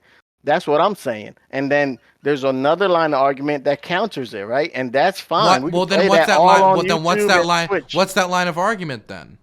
What that there's other reason, there's context and then what context is there that would make those statistics make not disproportionate? They're individual people who commit crimes, right? And they were found guilty, and that's it. And it just so happens that every single year that white victims seem to be prioritized over black victims. We're talking about murders right now. White victims talk about the individual cases, dude. Right? I mean, if you're just gonna go with that, that's the same line of reasoning that these Nazi people say that the Jews do this. Oh my god! Right? You just said the blacks are disfavored and the whites are, right. That's a very general racial type of line of reasoning, and that's the Nothing same thing that these racist people do. They go by the race and they look at the statistics, and they, like you were pointing out about this fake Nepal thing. I was just agreeing with you, bro. Anyway, The thing is though, you claim that I'm in favor of some lies, or I like some lies, right? And nothing I've said right now is a lie. Lies that go with the type of understanding that you know. Because what you just nothing I've said is a lie. Nothing I've said is a lie. Or not all right. Let me take back the lie thing. The line of not lie, but the propaganda, the way they talk, that talks about race in that way. You like that. And the like other what? kinds, they like the kind of way of talking about race that's against that, right? Or their way. But the two should meet. The two should always meet, and then let people decide what it is. And you can't demonize one side and just allow the other one, because we like black people and we don't like white people. What propaganda do I like? You keep making claims about. Well, no, you didn't say which propaganda I like. Give me an example of propaganda I like. Well, you just said exactly right about death penalty. You said that. How is that propaganda? That's just statistical truth. Yeah, you just said that from those statistics that the death penalty values, right? So you're saying from numbers, just raw numbers, you're getting a value. That means that the death penalty, the people making these choices. Because we're talking about murder cases, right? When people are murdered, when the victim is white, the odds of the person being placed on death row is much higher than if the victim of the crime, the murder, is black, which shows. That's all you get. But that's all you get. Now you have to put you have to put the rest into it. You have to put your opinion. The thing is, we can look at this trend statistically when it comes into sentencing, right? And so what I'm saying right now is that when a jury and a judge looks at the trial, I'm saying that I think, and this is what I think, right? Which you can call it propaganda if you want, that I think that people's racial biases come into account when they are sentencing and sentencing people for more severe. That's the same thing the racists say and the Nazis How is it the same thing that the Nazis say? That's what you just said. You said the people from Nepal, they go to the bank and they steal it legally, illegally, right? This is the line of reasoning, right? That all of that was a lie. But the difference is everything I just said was statistical truth. Everything about the Nepal stuff was a lie. I'm sure if you brought one of those dudes on here, they'd give you the statistics of why the Jews. And then we can argue about why those statistics exist. All right, but that would never happen on this chat. You wouldn't never do that. No, I would not, because the problem is you actually are a prime example about why these conversations should only happen in very rare instances. Is because everything I said about Nepal, I just made up on the spot and you believed it. And and the thing is, you did. You can pretend you didn't, but you didn't push back. You didn't question it. You just accepted it. Along with your line of, exactly. But that's what Nazis do. Now, let's say a Nazi comes on this platform and says all that stuff, and you don't have the information to push back on it. I'm sure you don't know the ins and outs of the Holocaust. I don't know the ins and outs of the Holocaust. I'll listen to it. I'll take it. Okay, this is what he said. Okay, but then you won't be able to tell the bullshit from the not bullshit. I'm not gonna go say, oh well, then that's it. The Jews are bad because he said it. No, that's a piece of information. Okay, that's what his idea was. That's it. That's all it is. Okay, you don't go, oh my God, my whole world has changed. Now I think Jews are the worst because this one guy said, right? People are individual. People are not stupid. All right, people listen to it, and then and that's why I said that the people who are gonna go that way, they're always gonna go to if if that was the case, if what you said was the case, that people are just gonna look at the information, be like, oh, I'm gonna do all the proper research. Why is there so many anti-vaxxers, and why were the Nazis able to take power? It's not even about doing the research, man. It's just about having different streams of information, and you're not answering my question, man. Why are there so many anti-vaxxers, and why were the Nazis able to take power if, the free market of ideas truly functions in the way you're suggesting it does? Well, I think the Nazis didn't take any. I think they lost, right? But they were able to get people to support them, to get them in a position to take power through lying to them. They believed the lies about the Jews. They believed it. Okay, well, let me answer. Bad lies can also have power, right? but eventually, that stuff gets figured. When it comes to murder, those are hard Well, lines. it When was it comes to eventually. Well, murdering yeah, people, it get and you get figured to meet out these people. after the death of 6 million Jews. It got figured out, and gay people and Yes, gypsies and the yes. And disabled. when's the last time 6 million people died in a war like that? Right? Hasn't been a long time, right? Actually, It's we've been lied into multiple wars. sure. Oh, okay. Well, but and each What one of about it? those What about times it was Iraq? exactly. And you think that was some sort of like evil thing that they, you know what I mean? Also, didn't lies about COVID have killed hundreds of thousands of people? There's all kinds of Oh, what about lies or the Gulf? mistakes. Wait, there's another one. But the The thing, Gulf of Tonkin incident. That's an interesting situation. That helped get us into Vietnam. sure. But let's go back to the COVID thing, right? So the only issue with COVID is it's not the lies and it's what people want to do. Okay, people want to get a shot, they go get it. If they don't want it, they don't have to get it. That's it, man. It should not be that you have to that these people are evil or misinformed. They could have all the knowledge. I'm sure these people know more about COVID than they do about you know the flu shot. You know what I mean? But they just don't want it for whatever reason. Okay, they have their own personal reasons, and that's it. It's not about how much they. Every day, people are inundated with COVID-19, all kinds of stories about how it's good, all the propaganda. Okay, it doesn't matter. There you go, right there. You could push out all the good vibes about COVID and the vaccine and getting the shot, but it's ultimately up to that person to go get it. Okay, and regardless of how you feel, it's up to them in their personal life and how they want to do it, right? It got nothing to do with information, and that's what I'm feeling. Is they're not stupid, all right? These people hear the info, they understand it, and they believe what they want to believe, and that's what I'm saying with when you're talking about. Do they understand the info? Because I hear people Of misquote course, studies all the time. They think well, they understand the info because it was described to them in an incorrect manner by bad they don't. actors. Yeah, but For they don't example, value here's a that great info. example. Do you know who Jimmy Dore is? Yeah. So Jimmy Dore famously had an instance where an article was edited to say something that it didn't actually say, and that information was then spread to hundreds of thousands of people who, upon hearing that information, made determinations upon their lives. It could have affected people who did get vaccinated or didn't get vaccinated, and that could have led to people living or dying, who knows. But you want to know what ended up happening? It found out that the information was false, he got called out by it, and then he had to later go apologize. But due to that disinformation being spread, people just believed it. If you looked at the original video, the vast majority of people liked the video and thought what he was saying was true. They didn't even go and check the source information Guarantee you. because they trusted Jimmy as an actor, as a good faith actor, but that turned out to not be true. And so, why was No. it that so many people just believed him? I guarantee you that all those people, if that episode of Jimmy Dore would have never came up, they would have still had the same beliefs they did after that episode. Okay, it's not about one Somebody single has to piece of drag it in, information. though. Somebody has to drag Listen, it in. it doesn't matter. All the information was out. Everybody was pushing the good.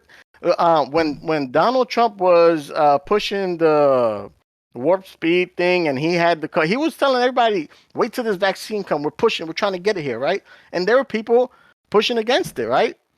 There were people saying, Yeah, "We don't know. but it If we gotta grew. trust it, It we don't know. grew. This is It kind of grew fast. You know though. what I mean?" It grew though, and it grew not only But due to but Donald it's. Trump's I'm just vaccine trying to. disinformation, No, but no, due no, to a no, no. bunch of other people's Let vaccine me finish. Let me disinformation. finish, please. I'm just saying that because there's always a different side. There's always a different point of view, and there's no right or wrong when it comes to uh people making well, no. Let me say this right. There are right and wrong choices, but let the people make their choice, okay? And it's not, and you can't brainwash people into doing what you want them to do or what you think is the right thing to do. For them in their lives, it don't matter how many Jimmy Dore misinformations they would have heard. They know what the opposite is, and that's what I'm trying to say. They know So what all the information about this the COVID is. They've heard it. They've heard it. But believe me, they've heard that the vaccine's good, is safe, and it's effective. Okay, I'm sure they've heard that. I guarantee you. Okay, they're not stupid. They know what's safe. They know what effective means. Okay, but whatever it is in their life, they don't value that they don't trust it or whatever. If you don't trust something, that's That's something that's to the individual, and you can't. It don't matter how many times you give them. They're gonna believe what they're gonna believe. Okay, but you should have all the different types of point of view out there, because So otherwise they're gonna definitely make the wrong decision if what you're thinking is right, and it turns out to be wrong, and they don't have any other points of view. Then they're like, wait, well, I was lied to. I hate Dylan. He said this, and it turned out wrong. You could just say your point of view, your line of reasoning, and have their line of reasoning, and then let the people because people aren't stupid, man. They're not. people can't. No, there are a lot of people who are stupid. No, that's messed up. That's You messed really? You don't think there's stupid people in the world? up. No, you can't say you can't jump from people.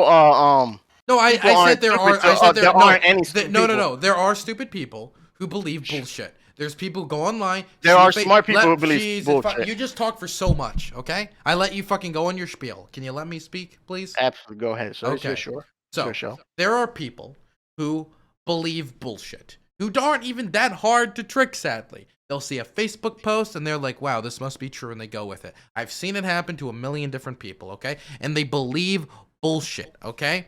And the thing is, not all of them are stupid. There are people who are convinced through a longer process. Some people are easier to trick and faster to trick than others, but people get tricked.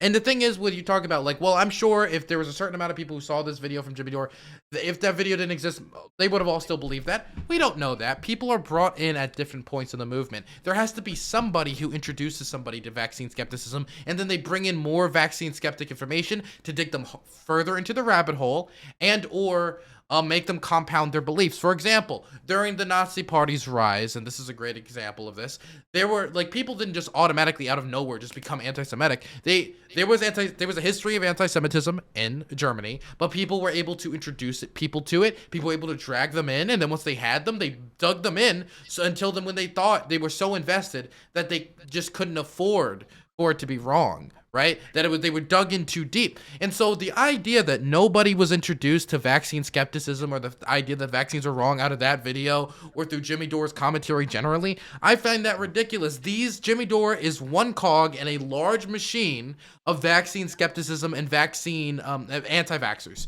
And they go out there and they peddle this shit. That's how they drag people into vaccine skepticism. And the idea that if these videos didn't exist, or these people out there, then that the people would still believe this bullshit, that's nonsense. Like, are you really saying that? Wait, do you really think the Holocaust would have happened if it wasn't for the Nazis or anti-Semitism in Germany? That people would have just naturally came to the position that the Jews needed to be exterminated, or that they were fine with it at the very least?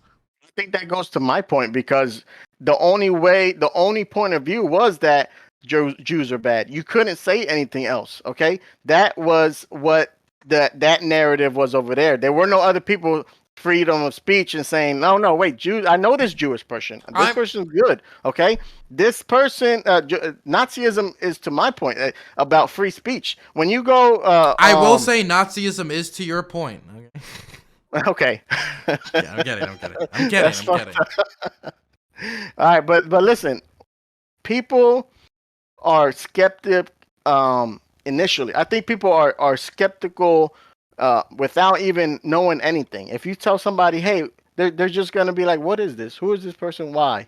What, where, when, and why? Right? They're gonna ask these questions, and when you get information, okay, you dissect it, right? You disseminate it. You understand it. You read different sources. Maybe you won't. Maybe you have a person that you trust, and you take what they say and you go with it. But if you have a person you trust and you listen to what they say, but you also have a wider understanding of it, where people say it's good, it's effective, all right? There is no argument for that person. That person is they have the choices. That's all they have the choice. Okay? People who only listen to Jimmy Dore, they are not just in a bubble where Jimmy Dore beams into their head. They watch TV, they go to work, they hear about the mandates and all that stuff, and they make decisions, all right? Nobody's in the isolation bubble, and because this person spread information, or Joe Rogan said this, they all say, even he'll say, yeah, you should take it. You should take it if you're fat and or whatever, you're old, yeah, go take it. You know what I mean? But they don't want people to be to die. They have different prescriptions or understandings of it. So that's what all that you said goes to my point that they should have all these different lines of perspective, reason, understanding in order to make the right choice or the wrong choice. So, but a lot of people, due to lying and spreading disinformation, are making the wrong choice. But it's not because they're dumb. Okay, it's because it can't look. I'm gonna be honest. Like, you're a lot more polite than me. Some of them are pretty dumb. I'm gonna be honest. If you just believe some bullshit that you just read on Facebook without doing the proper fact checking, there has to be something going on there. But Dylan, that's you being dumb. You're being dumb thinking that. You're being dumb thinking that people read something on Facebook I and told make a decision. you that 70% of the people in Nepal that believe, and you just believed it. Oh my God! You just believed it. You just believed it, man.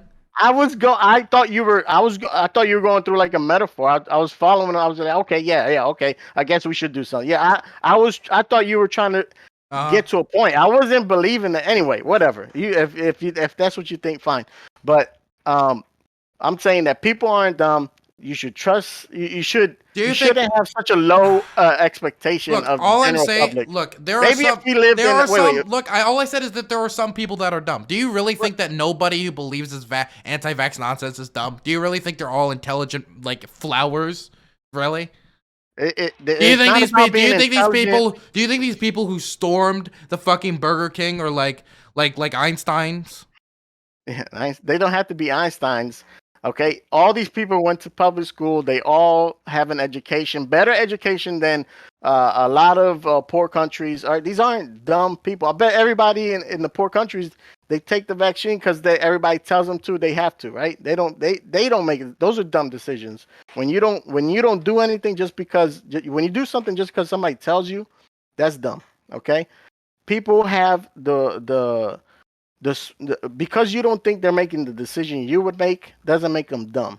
Okay, they have their own reasons and understanding of what a vaccine does. Okay, and the amount of risk that they're willing to take. And I know you'll say, oh well, it's not your risk, it's the other people that are being affected, right? Well, I'm sure they understand that too. So they make these decisions not because they're dumb.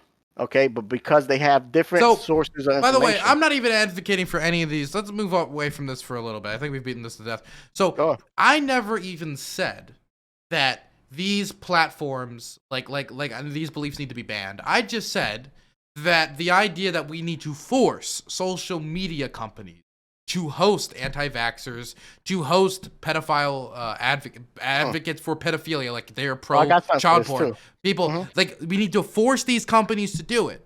That's what you believe, that private businesses should be forced to host racists, sexists, pedophile advocates. Okay, all right, my turn, right?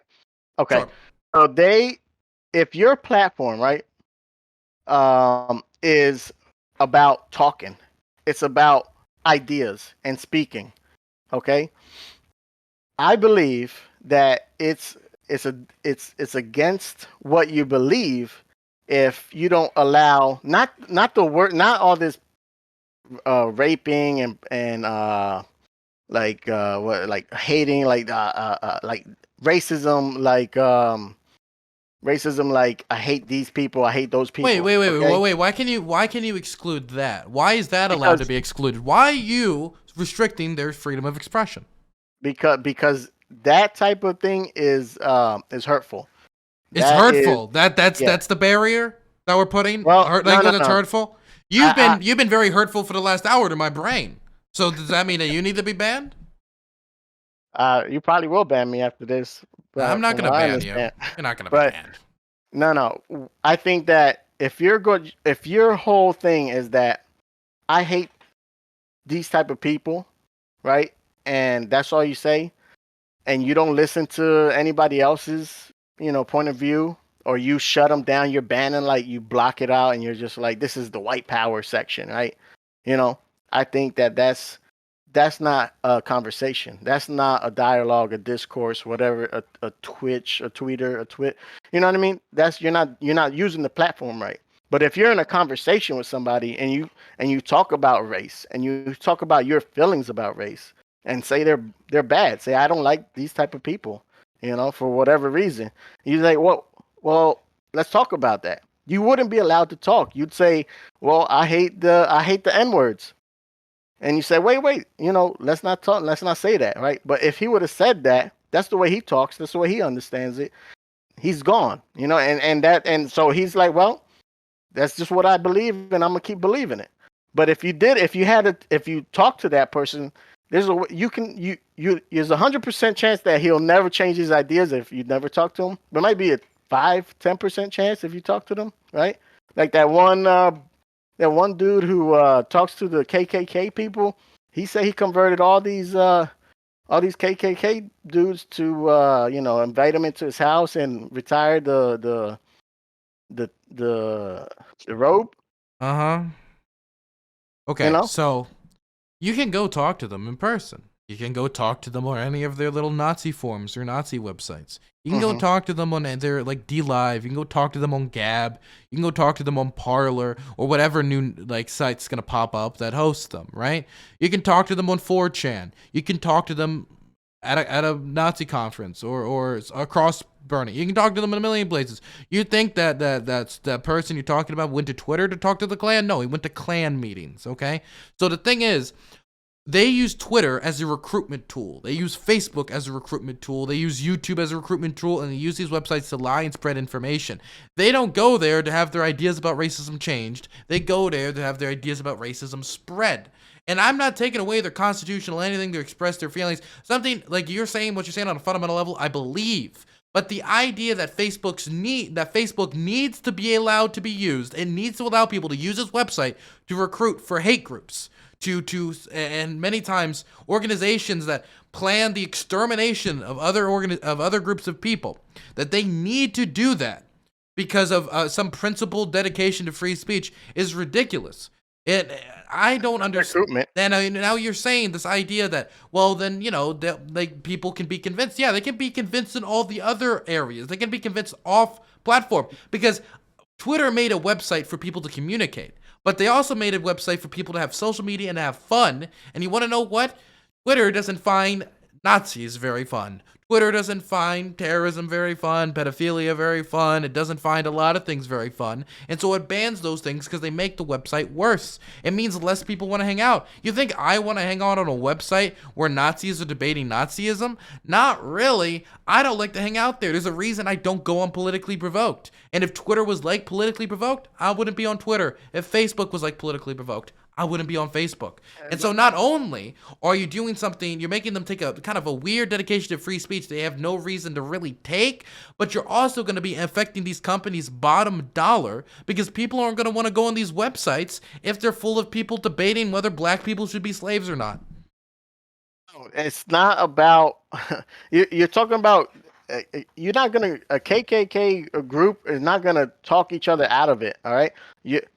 When there's not a mix of ideas. Okay, wait. The example you used was of a man who literally did exactly what you just said. That was your own example. That wasn't my example. That was your example. Yeah. If a guy was let's say a guy, he's in the Klan, all right? He's in the Klan and he comes to Twitch, right? And he follows you and he laughs at you like me. Let's say he types in your comment and you bring him on and you're like, yo, what's going on? And he starts saying the N-word, right?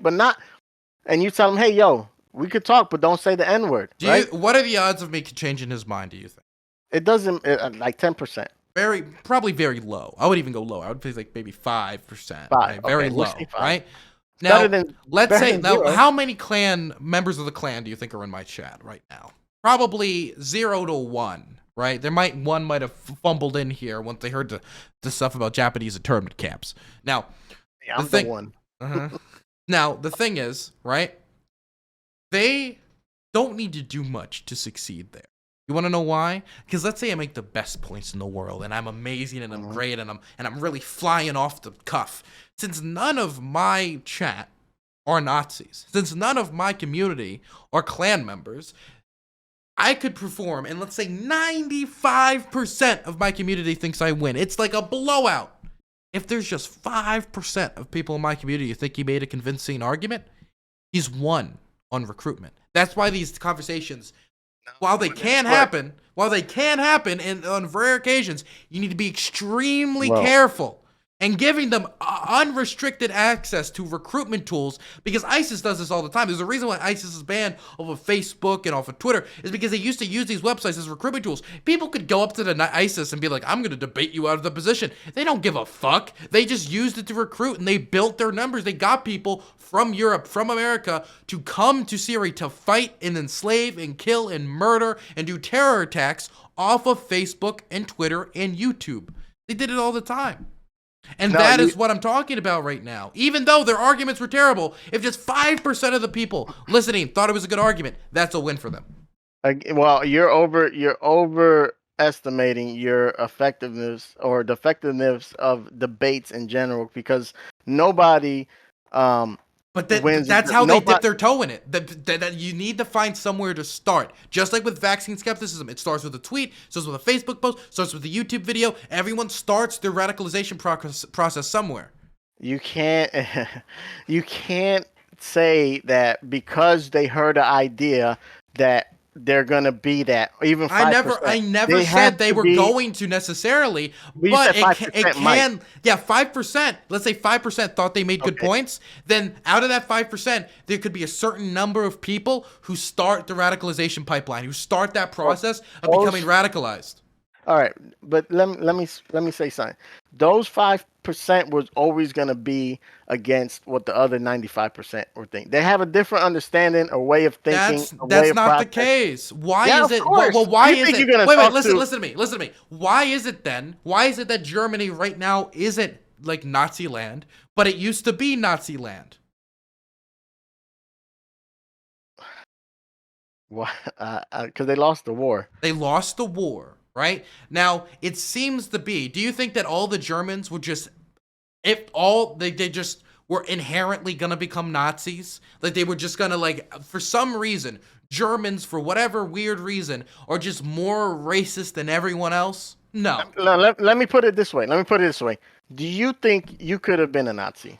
Could I? If I was in Germany? Who knows? Okay, well, then there you go. Well, then that's the point. All right, anybody can be. I would like to think I wouldn't be. Okay, well, everybody would like to, right? Well, I will say, like, me being attracted to men is probably not like a good Nazi principle to have. And I think but that probably if let's say you grew up. Then again, the Wehrmacht, had a history of. I get you trying to joke, but if you grew up in Germany, right, you would have been under that propaganda. There probably were like way less gay people than there were in America at that time, right? There are more gay people. What? Why? Because there's just more freedoms in America. Well, even if they were persecuted, it was frowned upon. They weren't. Do you think being gay is a choice? Do I think it's a choice? I think it's not. Okay, so why would there be less gays in Germany than America? No, wait. You do this, bro. You keep. Wait, you stumbled into it, not me. No. Gay. Look, gay. Being gay is I think is more environmental than genetic. It's mostly look. It's a combination of genetic and environmental factors. I don't think it's a choice. We have there's no clue. No, there's nothing you could do to stop people from becoming gay. As far as we know, it's all speculation. It's not even worth trying. I'm not. So how do you know that there'd be more gay people in America than Germany? Because that's the environment was way different. That's what I'm saying. What environment in America would produce more gays than Germany? Well, there was just the idea of what makes freedom. A gay? What makes a gay? Do you know? No, just the freedom. No, you don't. Well, no. That means there'd be more people out of the closet. But let me just tell you, it was not very free for homosexuals in 1930s and 1940s. It was very restrictive. Absolutely. When it comes to you can get kicked out. You can get kicked out of the military. Let me put it like this: if you had the power to choose, would you rather be gay in America or gay in Germany at that time? Gay in America because I wouldn't be dead. All right. Okay, well then that's all I was trying to say. I wasn't trying to go into the whole gay. But the thing is that doesn't change the number of gays unless you're talking about the extermination camps. No, I was talking about the Jew, like open. It would change the amount of people who's openly gay because if you're there's probably more gays in the closet in Germany at the time. Maybe that's definitely speculation. We don't know, but I think that if you had a choice, right? What? Hold on, let me try to get my. I didn't want to go to this. Also, Gay thing. gays were lynched in the United States, by the way. Sure, I know it was horrible for any kind of different people in America during the beginning. It's not like I that. don't really know if 1930s is the beginning of America. I don't. I Like, mean, it was. I mean, America's only what, like there's people who were 100 alive years. during 1930 that are alive today. Yeah. Well, I mean, we changed a lot in a little bit of time, right? Yeah, we have changed these. They Just still saying, it's kill. not the beginning. It's just I mean, went on for they a while. they Oh, gay kill people they are still lynched. Actually, yeah. fact. They throw them off of the rooftops. I heard in other countries, Yeah. and so I think that if you had a choice, Well, wait, yes. look, man, Yeah. you messed up my whole train of thought with the whole Nazi thing, and Look, when it comes to the Nazis, I'm gonna mess up the trains. yeah, well, I I fucking, don't want their trains to reach the I, station. bro, I knew it, I knew this shit was. We were in the weeds. I was on to something, man. See, propaganda. Uh Fuck. What were we talking about before we got into that gay stuff? huh. The Nazis. No, but it was something before that. If I was in Nazi Germany, Hmm. would I be a Nazi? Basically, Yeah, that's what I asked you that, and you said you don't know. I don't know. I'd like to think not, but You're I not mean, thinking, I all have right. no clue. Uh huh. I think I was saying that because it, I don't remember.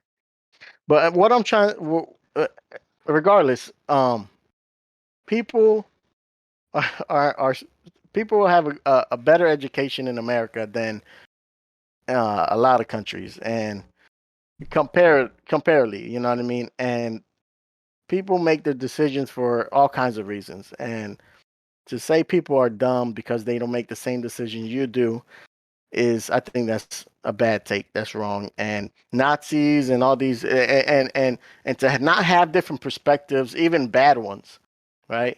But not hateful. I'm not talking to, like, people who, there are certain type of people who are like, fuck these people, they're dirty, this and that. Don't those people, unless they're in a discussion, right? Unless if it's just them preaching to the choir, that shouldn't be allowed. But Why? if it's them in a Why is there discussion, exceptions? Couldn't they just debate them out of it? Why they yell at them the N word? no. If they're in a discussion, yeah, they could talk about it, debate it. They might not debate them out of it, but it's a discussion. It's a line of thought. But if you're just preaching to the choir, like, no, we're not letting black people, we're not letting Jews, we're not letting anybody in here, then that would Let me be, ask you a I question. guess, terms Are, of service thing. are you banned from Twitter? Am I banned from Twitter? No, No. Okay. Are you banned from Facebook? no, I don't use Facebook. Okay. No, I don't use Facebook. Twitter. I have an account on Twitter. Yeah. Okay.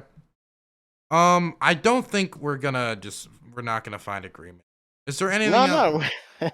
Okay. Is there anything else? Because you've commented on a lot of my videos that you disagree with me. Is there anything else you wanted to talk about? Um. No, not at the. I mean, I commented it on you because I thought that she had a good argument. I'm not like I don't even know what politically provoked is. I'm not even interested in looking at it, but I think that she had a good argument, and that's Hmm. it. And that doesn't mean anything other than I think she had a good argument, and boom, I put it in a nice way in your chat. Well, you said Dylan takes another L. I don't know if that's a nice way. Well, I mean, it's funny. Okay. Well, Wait, actually, yeah. I think there's a way for me to check all the comments. Go ahead. Yeah. I'm actually interested. Okay. Um. Wait, let me get another drink while you're looking for them. I'll be right back. Okay. Let me first find your comment. Your shit.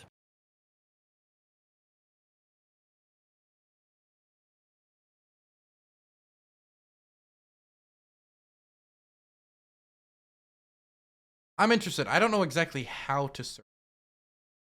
I'll figure it out in a second.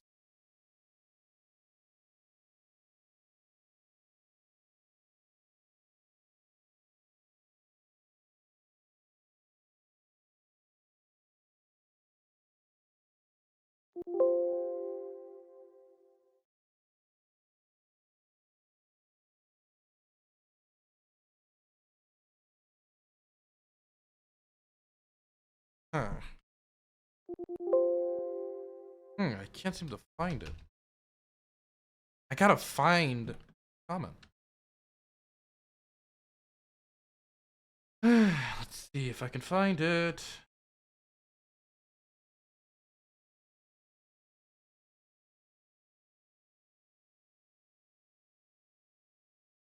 It'll be here somewhere. I'm gonna find his account name so I can search it. I'm sure there's a way to search all comments.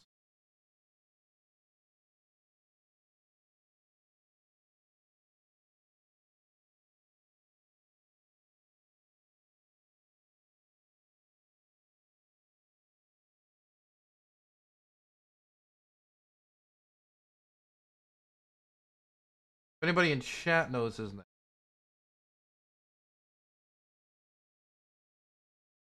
There it is. Joel Felicia. Wonder if there's a hide user from channel report room. I'd like to see all of his comments. Does anybody know how to find it? Copy his name. Does anybody know how to look through? Let me do it on a different page. See if I can go in to my YouTube studio. Check it out. Comments. Search from across my channel. No videos. I'd like to see. I would like to search. Go Felicia. Go. There we go. Okay, let's go through some of these.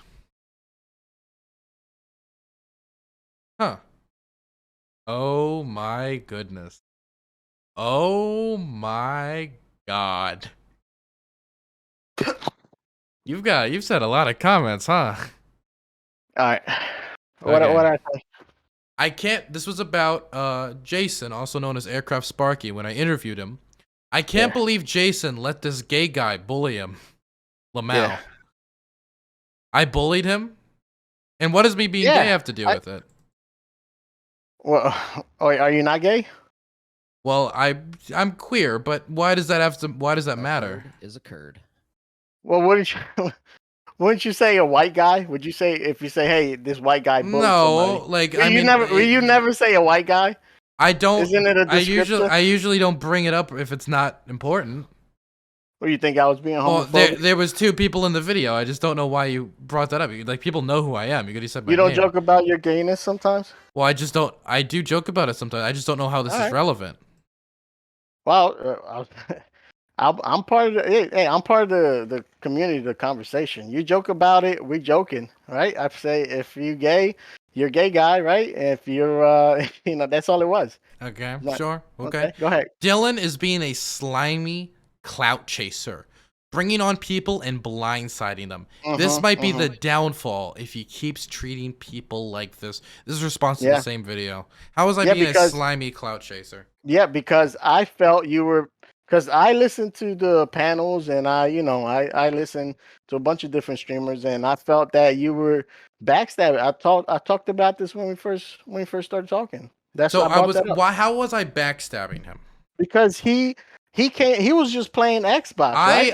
I told him. He even said it in the conversation. No. So why'd you just believe him and not the fact that I told him that I wanted to ask him about his comments on the LGBTQ plus community? I told him that. Did he not give you the impression that he felt like he was blindsided, that he didn't expect it to take it this serious, right? Well, it was pretty serious, but how is that backstabbing for me to ask him those questions about what he said publicly? Well, because when you were the moderator of that debate, of that panel debate, and he was What? reacting from what he said was he was reacting to what one of the other person was attacking him, so he attacked them back. No, So wait. you left all that No, context out, and you came and just came at. now you're lying. That's not Come true. on. He was That's on a exactly he was said that. so he was on a panel with a bunch of other conservatives. Why was him? How in that panel did the gays have pedophilic tendencies have to do with any of the other conservatives attacking Can we him? listen to it? Can we listen to it in that little like Fluff, what he Fluff, you know the video? Can we send the video my way? because he was he You know the said video. it. I'm sorry I snapped, but you know the video, right? That we had it. We had it a while ago. Yeah, he said he was like, "Yo, the guy was attacking me. I came back at him a little spicy." Okay, we can and listen that to was it. it. And then this is the backstab part: is you leave that context out. You bring him on your show. You're Really? like, "Yo, I left that we're content. just He had plenty. He brought it up. He had an hour and a half to explain himself. And then, and number one, being attacked does not justify going after the gay community. And number two, let's look at this. We got the video right here. We can listen to it. I'll play it on stream. Okay. He says it near the start. Okay. He says it near the start, if I remember correctly. Raise the volume. Go ahead. Okay, we're gonna turn it over to React Scene. We'll listen to it right now. We'll listen to how he's under attack in this. Okay. I'm not some cuck that will bow down to any freaking alphabet agency. You just have bad takes. What's an alphabet agency? Oh God, you're so. I think he's talking about the ATF, not the LGBTQIA plus. Aircraft Sparky is the twit racist. Let's remember this. And I firmly believe that the LGBTQ probably has pedophilic. All right, Shut the fuck up. Hi there. Hi. Now. No. You introduced. Okay, so All right. how does this context change anything? Well, you tell me, Dylan. Did you hear anything that? How does this change anything? Oh, hold on. Let me lower my volume. I'm sorry. How does this tell me change what- but- anything? I want to see if you saw what happened there. What preceded him saying that? He was talking about all the alphabet agencies, right? He was like, I don't like all these alphabet agencies. Then Queen Alexa, the person right here, right? I believe that's Queen Alexa. I think like says like, oh, here is Sparky being like racist or whatever. And then Sparky responds. Wait. So that makes it okay? Let's say someone said, Wait. So is it okay to call him racist or what? Unironically, Oh, come on now. dude, Sparky believes a lot of crazy shit. Go ahead, but say it. I don't know. I've never heard him Okay, say so you something wouldn't say explicitly it. racist. So you Wait, wouldn't wait, even. wait. You But know I the don't- guy. You wouldn't even say it. I wouldn't say it because I haven't heard him say anything racist. But Sparky being All right. racist would not be a development for me. It would not be So a would it surprise. be fair? Would it be fair for him to come? This is backstabbing. Okay, let's say I said, "Hey, you're a pedophile." Right now, I called you a pedophile. How would you take right. that? If you just called me a pedophile, Right now, if you're I- a pedophile. No, I'm let me saying say. it. Let me Right now, say first. You're a All pedophile. right. How Okay, I'm do you a like pedophile, that? but before you call me a pedophile, Wait, I'm I a say pedophile? you're a Did you agree? racist. Did you agree with me? I say you're a racist, right? Okay, so would that justify and now me you saying I'm a the? pedophile? Okay, so Okay, so who would you say started that? who cares? What do you mean? Who Who cares? fucking cares? That's not how you fucking do shit. By the way, if somebody goes after you, let's say you said, you just called me racist, and then I said, yeah, the queers need to die. You'd be like, wait. He's gonna die. That's what he said. Come on. Wait. He It's said not even close. He said the gays have pedophilic tendencies. Okay. Okay. That the other guy is called not him a good reaction. racist. That doesn't matter. How is that even a response to them? How is that It's a response to them? Wait. So you're like, okay. So let's say that I called you a race. You called me a racist, and I said, the Mexicans are like, and you'd be like, wait, what? What do the Mexicans have to do with this? They have nothing to do with this. You just started. Started attacking a minority group randomly. Is that person Queen Alexa? Is that person gay? They're queer. Okay. Oh, I don't know. So wait, is that okay then? If somebody attacks you, you can go after the sexuality. If somebody's attacking you, right, and that person is gay, you're gay, right? I wouldn't call any other random person a gay person, right? Okay, let's say I said fuck you're you. Gay. Good. Huh? So if I said fuck you, would a proper response be the gays are pedophiles? No, fuck you is not the same as calling somebody a racist. Okay, so if I called you a racist, does that now give you justification to say the gays are pedophiles? Why don't you just say? I was talking to you, and you said that to me, I would say that. Well, then I think you're just homophobic. Oh, wait a minute. Come on now. Wait, are You just really? said something about you said Dude, a the slur thing is, against if me, I- and if I I- said a wait, slur against number you, one- and now I'm homophobic. Number one, racist is not a slur. Okay, that's the first thing. Second Are thing you is, serious? you can attack me on the personal level. Go after me personally. But instead, he went after the Okay. gay community. That person's not a gay. You said he It was. doesn't they were matter. queer. It doesn't matter if they're queer or That's not. You their go after them as an personality. individual. You don't go after the whole queer community. If that's the case, then let's say a black person says "fuck you, Dylan," and I say "you fucking n-word," or Okay, like, no, "oh, you're I right. hate all No, the." no, all right, you're right. You got a point there. You got a point. That was wrong for him to say. I believe that gay people have pedophilic, all that. Okay, but he went too far with that, and that to call him out on that, I understand. All right. I get your Okay. point. I take it back. Okay. How do I delete my comment? You know, I understood it different. I thought he said that he was talking to that person, and he said that they're like gay and they're pedophile and like that. no, he because said that about the whole community, man. yeah, no, I understand. I get that, and I must have missed that part because I didn't. You know what? I didn't even see this panel. I don't even know what this shit was. Okay, here's another one. Anyone who uses the phrase white privilege unironically just wishes they were white. What was that from? What That video was it? about a panel called an all-white panel debates whiteness. So it was an all panel debate about whiteness. All white, yeah, it was an all-white panel. It was a panel about whiteness. And what did I say? You said that anyone who uses the phrase white privilege unironically just wishes they were white.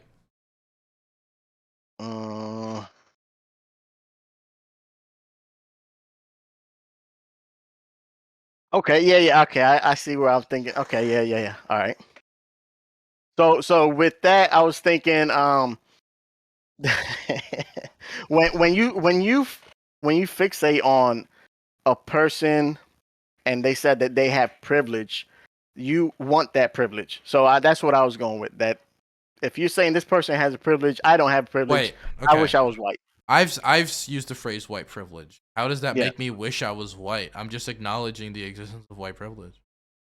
Yeah, but when was it all? It was all white people. That doesn't work, does it? I mean, it was all. And Buzz, the funny thing is, it's an all-white panel. So you're saying to a bunch of white people that they wish they were white. It doesn't even make sense. No. I wasn't talking to your that panel. I was talking to the people in the chat.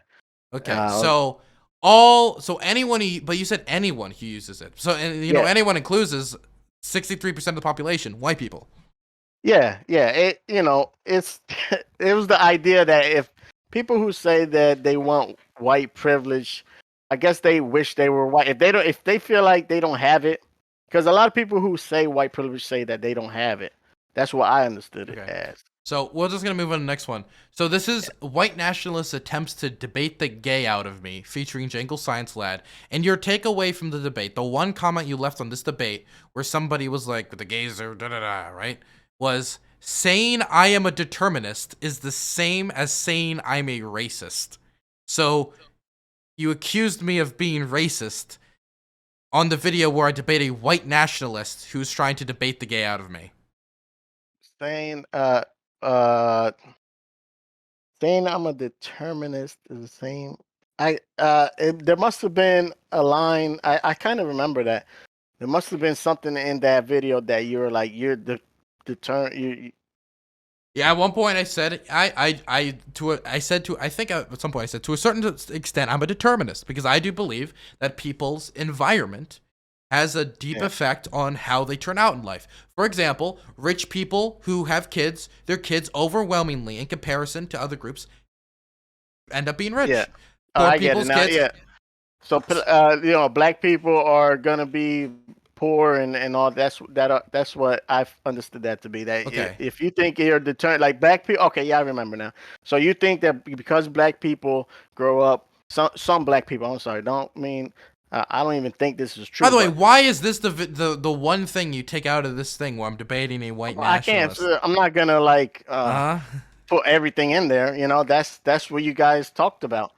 Dude, you gotta Yeah. understand as a YouTube commenter, as a YouTube creator, being able to actually have somebody who was putting these comments on my videos for so long, dude, this is like a treat to me. You're giving me like a steak dinner. This is great.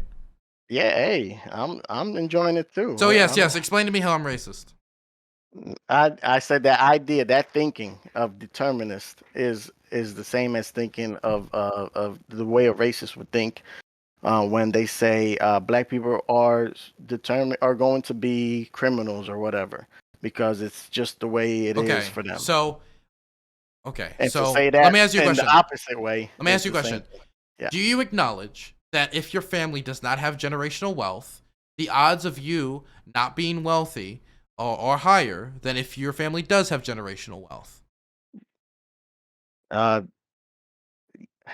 yeah, I acknowledge that. Yeah. Okay, so if you acknowledge that, and then we also acknowledge that black people, on average, have much lower levels of generational wealth, then you would No. also have to. Oh, you don't want to acknowledge that? Or do you really want me No. to just bust out the I'm not statistics? gonna- Hey, I'm not- look, you already conceded. It's over. Okay, look. Do you really want to Let me- drag this can out? I- but You're I'm not gonna, gonna- it's too late. You've already seceded it. Look, you've already given up the bunker. Okay, I'm not you've gonna already jump there. jumped. You're jumping. You're making You've jumps. already already abandoned Okinawa. Okay, you need to just surrender. Okay, it's over. You've dude. Okay. When you let me say something here. All right. Okay. Try to defend this indefensible position. Good luck. Okay. You said that black people have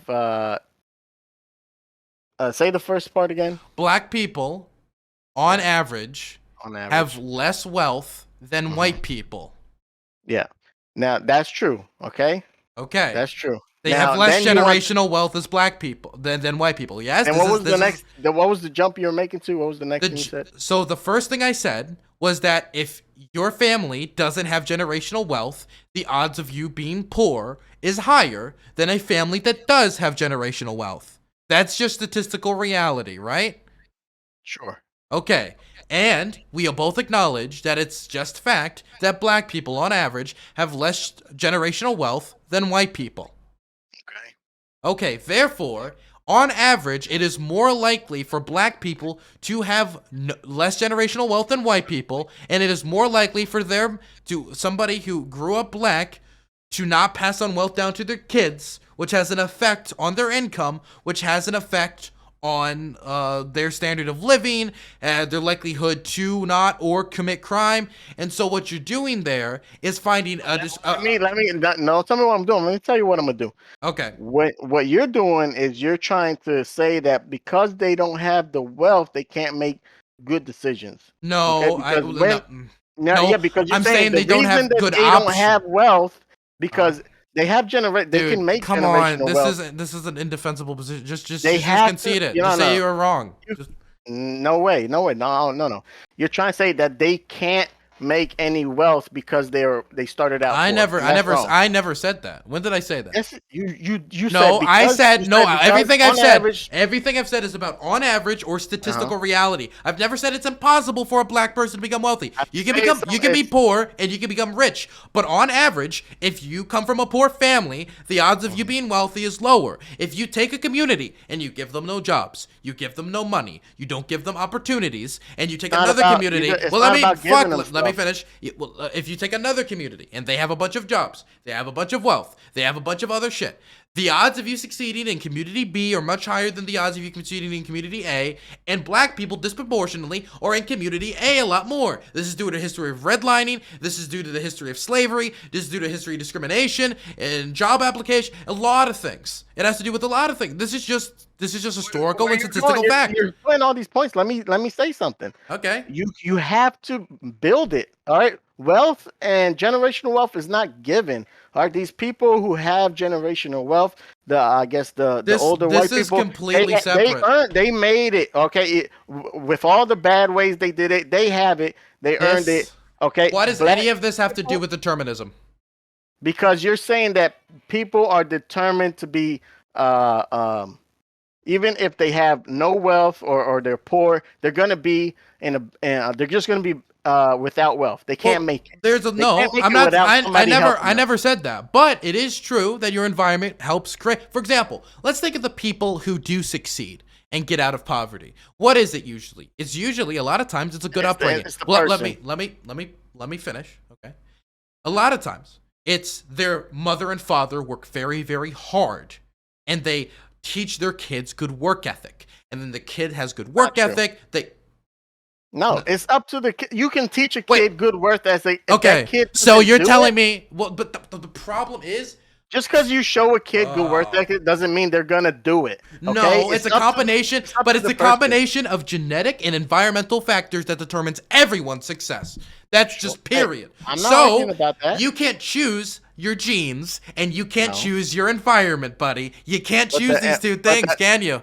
But you can choose your opportunity. You could choose what you do. You can choose where you put your most effort into. Okay, and that's where people who are poor. I was talking to this other guy before.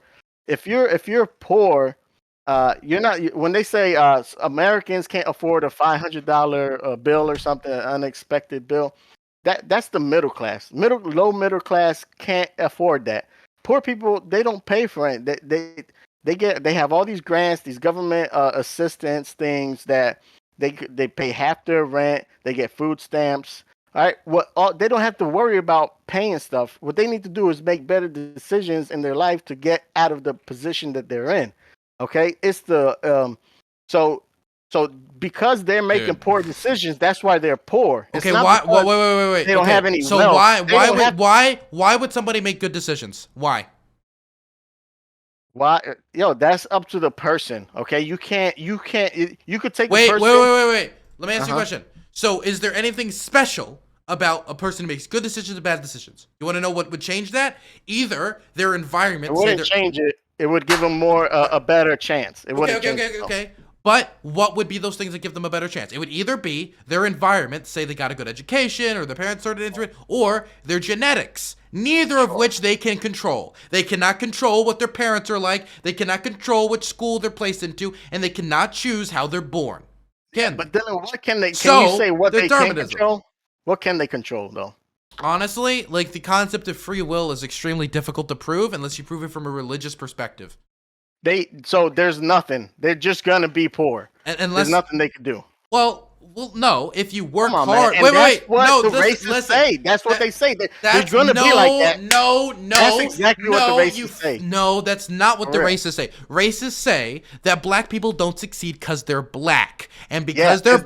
Let me fucking finish because you're accusing me of racism. Okay. No. Let me fit. Jesus, yes, you are. You said because if I'm a determinist and you think determinist is racist, then I'm a racist, right? No. I said that line of idea. That idea. That If I believe racist ideas, what does that make me? that you had a no, that doesn't make you a racist. Yes, I mean, wait, believing racist ideas doesn't make you racist? no, being a racist, doing things, it makes you a racist. Okay, so wait, so somebody can't be racist unless they act upon their racism. Yeah, I think. So if let's say I look at a black person, I think, oh, they're inferior to me. They're black people. They're evil. That isn't racism. That isn't me being racist. If they meet a black person and they help them and do whatever, but they don't like, is there people that you don't like and you still help? Does that mean that you're a bad person to them? Look, I'm gonna give you a skill, okay, here, because the only way you can win here is if you do this, okay? Okay. I'm not trying to win. I'm talking. Look here. Right here, this guy is teaching you how to pivot, okay? So you got to turn your ankle, okay? I'm a huge boxing fan. So what you do is you got to turn. See that guy turning right there? That's what you need to do. That's the only way you're gonna win this interaction, okay? Bro, you got to turn out of it. You need to turn. You need to turn and maneuver out of what. Look, Good. I'm sorry, That's dude. good. If you acknowledge the fact that genes and environment are the two things which both you can't control these two things when you're born into this shit. What right? do you have? You keep saying Exactly. they can't control So it. But what can because you control? your task right now, if you want to disprove determinism, is to prove free will. And let me tell you, unless you're just gonna cite God right now, you have a task that philosophers for ages have yet to prove. Okay. I just have to say. So that you gotta trump Aristotle right now if you're gonna win this bro, interaction. you just asked me to prove it. Let me give you a response. All right. Prove free will. Act as if it's real. Okay. Act as if it's real. Yeah, you have to assume free will's. Otherwise, there's no even point for having a legal system. I There's agree. No point for any of I it. agree with you. We have to assume free will is real. Okay, well then let's assume you can't say, oh, well, there's no free will. Wait, no, you gotta let me finish. We have to pretend free will is real for society to work, because if we don't, our entire system and society collapses, because then nobody's really at fault for anything, because then they didn't choose if their genes, they didn't choose their upbringing, but we have to do this because there's no other choice. That's what I'm saying that you're doing. You're pretending like that black people have no free will. That is this line of reasoning wait. that racists say. By the way, you're doing something really scummy right now, because because you say I'm pretending if black people doesn't have free will. Why are you singling out black people? If I don't believe if somebody doesn't believe in the concept of free will, I don't believe anybody has free will, right? Including white people, including Asian people, including anyone. Do you think that the people who have wealth trust me, I don't even know my beliefs around free will to be completely true, but determinism 100% has valid reasons behind it, because what I'm saying is that their people's environment has a deep effect on how they come out in society. And my argument, it's your choice. Wait. You acknowledged earlier that people who come from a poor background are more likely to be poor than people who come from a rich background. And all I just said was that environment has an impact on how you come out in society. You just countered what you said at the start of this discussion. You just said the exact opposite. Yeah, but I said that. Dude, just give up so we can move on, okay? No, who's pivoting now? So you need to pivot. You need to take this man's advice and just pivot to the next comment. You won't let me say 2 sentences without. Okay, I'll let you say as many sentences as you want before I start talking again. All right. So my whole thing is that when you say people are determined to are a product of their environment and their genes. Okay, that's absolutely true. But we don't look to what you can't affect. We don't look to what you can't do. Nobody's control of if they have good looks or long hair or none of that. Okay. Well, you look to the choices you make. There's some choices you can make that are better to others, right? Like I think one of them is like getting your GED, not committing crimes, and waiting to don't have a baby until you're married, like things like that, right? But a lot of poor people, right? Me included, I was one of them. I still kind of am. I made these bad decisions, and it was on me. It wasn't in my genes to get somebody pregnant. It wasn't in my genes to do crime and do these things, but I chose it. I chose those things, right? Now, I could have made different choices, and I could have ended up in a different position, like other people in my family. They made different choices, and they're in better position than I am. Okay, and we grew up in the same environments. Matter of fact, some of them grew up in worse than I did. So it's not really the environment that we look to when we're trying to decide what people need to better themselves. We need to look at the choices that they make, because that's the only thing we could affect. Why are you looking at things that there's nothing you could do about? And that's the type of stuff that I feel racists point to when they say, hey, look at what this person does. Okay, it's because of this. They can't help themselves. They can't help themselves.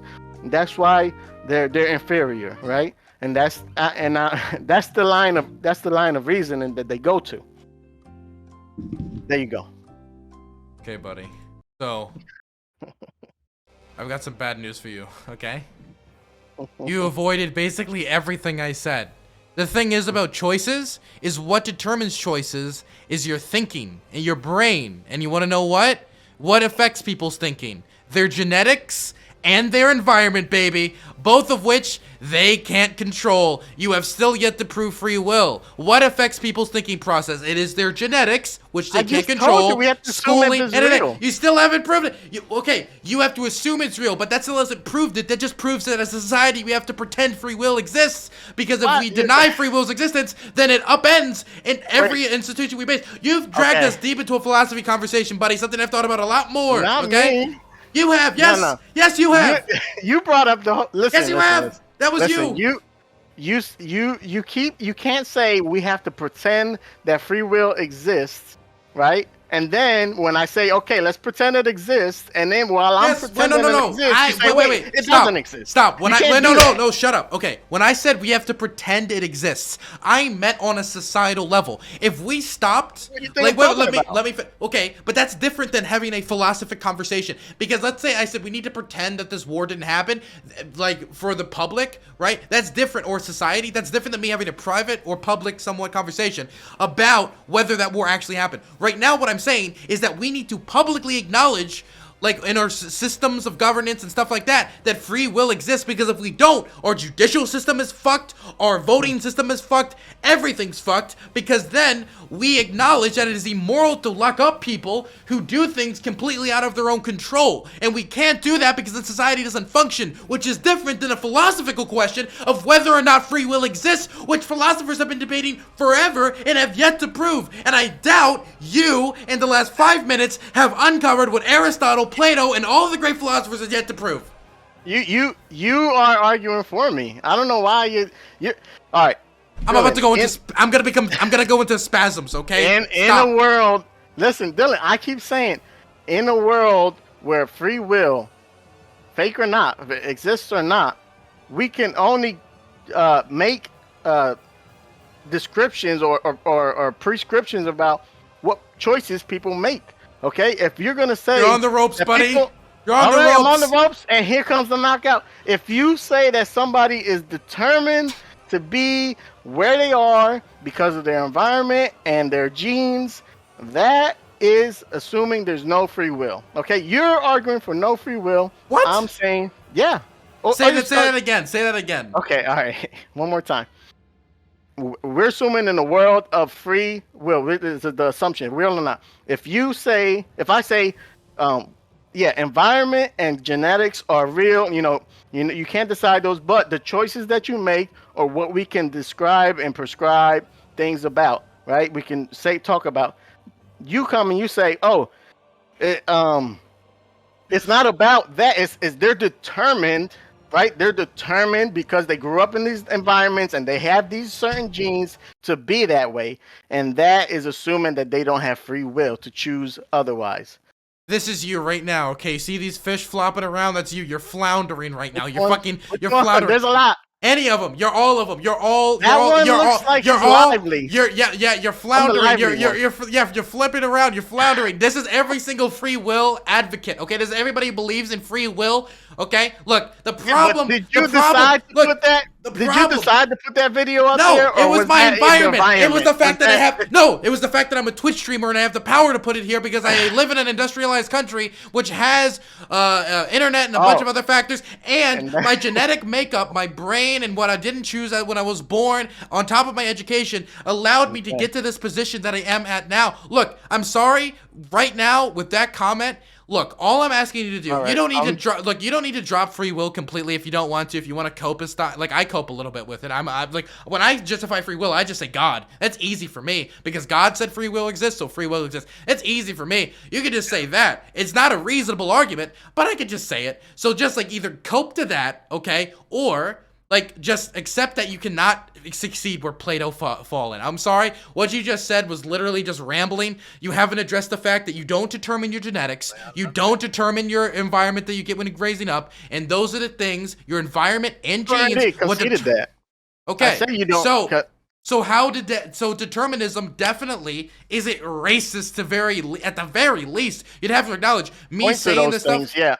Yeah. So is determinism racist? No, not in the philosophy of but to point at certain aspects that somebody can't control, and to say this is the reason that they're like this, that, and because of and your group pointing to a group of a race, that is a certain racist type of. Did you choose not to be? How is it a type of race? Dude, because come on, man. What do racists do? They say because this person. No. They can't help themselves, Stop. right? Stop. There's a difference, okay, between saying that somebody is poor because they came from a poor background and they had a bad education. There's a difference between that and saying they're poor because they're black and black people are inferior. There's totally different arguments there because one of these arguments. Wait. Let me finish. No, it is not the same because one of these arguments means that you could actually have like Well, black people who are on See, you're on the ropes right now. Shut the fuck up, okay? Okay. You can have black people who are as wealthy statistically as white people given the right environment and education. But for a racist, they would believe that it's impossible to have that because black people could never, ever get out of poverty no matter what programs or things you do to change their environment. That's the difference there. And that's why it's a different argument. One of these that is different. Yeah, and when it gets to that level, yeah. But that's a whole. They would have a whole different line of argument. Did you choose to make such a terrible come argument, on, or is that a result of your environment? sentence. No, I'm just saying. Did you choose to make such a bad argument, or was that just a factor of your environment? I'm choosing everything. That I'm makes saying. it even worse then. Than if you chose to make these bad arguments. No, when it comes to that, when they compare people of like white people and black, and they're wealthy, and they say, "Oh well, the black aren't. They don't deserve Look at them it. go. They're inferior." You know, that's a different line of reasoning that you're not taking, right? They're not going to determinist. It's not about determinist because they made it. They're wealthy. Okay? The determinist argument doesn't work there. Look, there you are, man. There you are. There you go, floundering again. Oh, look, there's looks fake. That's a fake fish. Exactly. And you know what? That's like free will. Did that fish determine? Okay, did that fish choose to be fake? And by the way, look, there are all the determinists around you, okay? There they are. There they are. Look what they're about to go into. Look at them. Look at that. They're not fooled. They know they have. They're not choosing to pick to get it. They know it's not exactly because they're determinists. They know. They know. Look at them. They're just looking at you like, oh my god, what is this? What is this nonsense? I can't believe this. You know, this is the pivot right here. This is these. Look, they're just watching you flounder around. They're perplexed by the fact you're making these arguments. Look at them. You're floundering right now. This is you. My reasoning is straight down. It's logical. You can follow it. It's crashing though. You don't want to know. I'm sorry. Dude, go ahead. this is a comment you made while not thinking about all the implications of what you said. And look, I'll just forgive you. Okay, we'll move on to the next one. All right, I'll delete it. Yeah, next one. This one's really bad. Imagine unironically saying, "My mother was a homeless resident." Laughing emoji. Laughing emoji. Laughing emoji.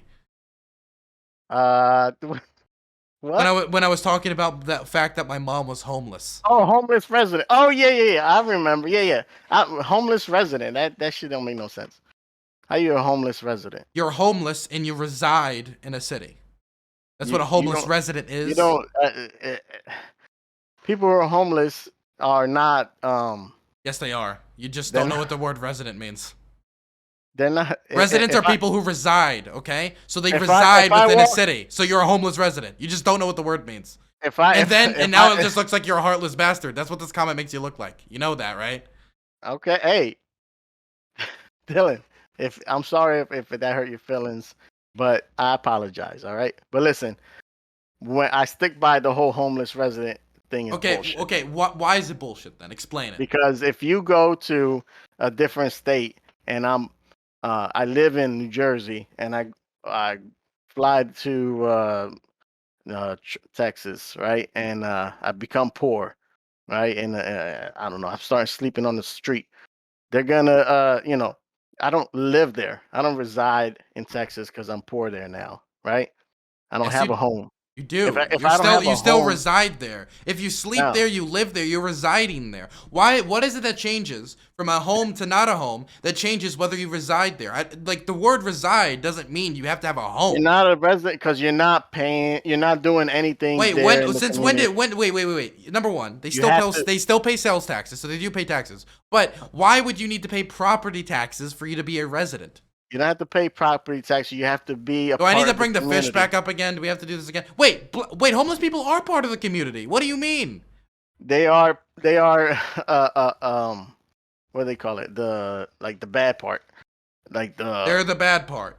Yeah, that's where there's a lot of crime, a lot of drug usage, things like that. Fuck you. Are you serious? Yes. What do you mean? You just said homeless people are the bad part of society. What the fuck? Where do you think is like that? Oh, so you like these tent cities? You think that's no? I don't like them, but they're not. Right? No, they're not a. They don't do drugs. You there? Basically just said fuck the poor. Okay, that's what you just. I didn't say that. You did. You said that the poor are the bad part. Wait. Okay. What do you think bad means? It means that it needs to get. They're not good. They're not good. right? Not good. That's if right. If I said black people were bad, what do you think that would imply? If you said black people are bad, I think that you probably think that they need to do something different. Really? Yeah, if you think, I think that homeless people should either get their act together. If they can't, we get some help, right? And then, we should help them. But to be poor and be poor for years and years, that's a choice. That's got to be a choice, right? I mean, to be poor in America has got to be a choice. Really? With all the government assistance. Do you think so? Then, if I'm throwing it out there, all those veterans who got PTSD, then they just chose that. I mean, I guess they shouldn't have joined the military, right? Well, that would be a choice, right? Joining the military. Okay, so therefore they're bad. It is no. It's the risk of that choice. It's a consequence of it. It's a consequence, and Okay. so Yeah. they're bad. So if you make choices that have bad So I consequences, need you to say right now, veterans with mental health issues are bad. veterans with mental health issues are bad. I think it's a bad thing, and people should help them. Okay, it's a bad. Okay, the thing is, what you're saying here is should not be homeless people are bad. It should be what's. It's not bad. It's You no. think it's good? Listen to me, okay. Before you fucking make yourself look like more of a monster, okay. I'm a monster? Dude. You just said homeless people are bad. Do you realize how terrible you sound right now, right? Yeah. Are homeless people not bad? No. Listen, okay. Being homeless, okay, It's is bad, bad. right? That's bad. Homeless people themselves are not bad. Oh yeah, no. I'm sorry. Yeah, that's what I thought. That's what I said. Dude, no. I'm pretty sure that's what I said, man. Okay, ask chat. Is that what he said? Being homeless is bad. Okay, so we're just gonna bring it back, okay? So, homeless resident means you reside within a community, okay? Resident doesn't have to do with owning a home. It doesn't have to do with paying property taxes. That's not what resident has ever meant when it comes to a dictionary definition. Find me any dictionary that says a resident needs to own a home or that a resident needs to pay property taxes. I'm not going by dictionaries. I'm going by colloquial what the community understands as a resident. So why look, all of the advocates for the homeless people I know use the term homeless resident quite frequently. Okay. Okay. So All like homeless resident is like a colloquial term we use because we want to emphasize that these people are still part of the community and they still deserve respect. And you said they weren't part of the community. And I thought that was funny. I thought that shit was funny. You think that's funny that they deserve respect? No, that you would say that a homeless person has a residence. That's what I thought. They're a homeless resident. Yeah, they are a homeless resident. It's funny to me. That's not funny. Why is it funny to you? What's funny about it? Because it's an oxymoron. How is it an oxymoron? You haven't described why it is. Because you're homeless and you are a resident. Resident, yes. There's nothing You're connecting the word resident to home ownership. There's no connection there. Well, yeah, there's definitely a connection. You don't think of a resident. When I say I'm a resident of this establishment, Look, you can just say you didn't know what the term meant. That's all you need to say here. You just didn't know that resident. I didn't know what you meant. I didn't know what you meant. Resident just means you live someplace. Like if someone asks, "Oh, you're a resident of Prince George's County?" Homeless? Yeah, you live there. And what does homeless mean? Homeless means you don't have a home. You had nowhere to live. No, obviously when you're homeless, that means you don't have a home. You don't have a building that contains yourself. You still live somewhere. All homeless people live somewhere, and they're a homeless resident of the city. Okay. All right, you win. Look, you win. Okay. Okay, you Wonderful. win. Next. Okay. What else? Let's continue, I guess. Okay. Imagine how long. But you put a lot of comments out here, man. Okay, this was on Steven Crowder Does a Racism. You said, imagine subconsciously laughing and grinning at jokes you say are offensive, but then try to chastise the comedians. Horrible job at not being super SJW. Ile ameo. Whatever that means. Got it. Okay. All what was that for? This was when Steven Crowder was like doing black voice and like, oh yeah, we'll make a malt liquor tree, and he was doing that. Yeah, and you giggled, right? Do you know when somebody says something very, very fucked up and like out of like awkwardness in a situation, you're like, Oh, come on now can I put a flounder on this motherfucker? How dude, do I?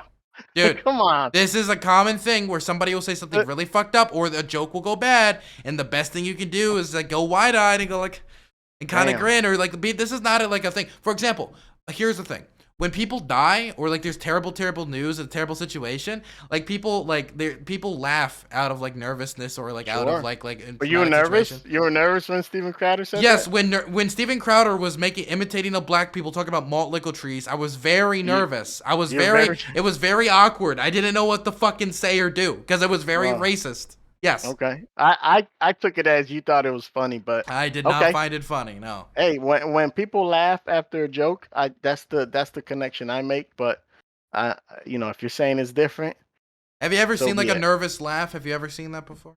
Do you choose to be nervous, or was it just you Is didn't?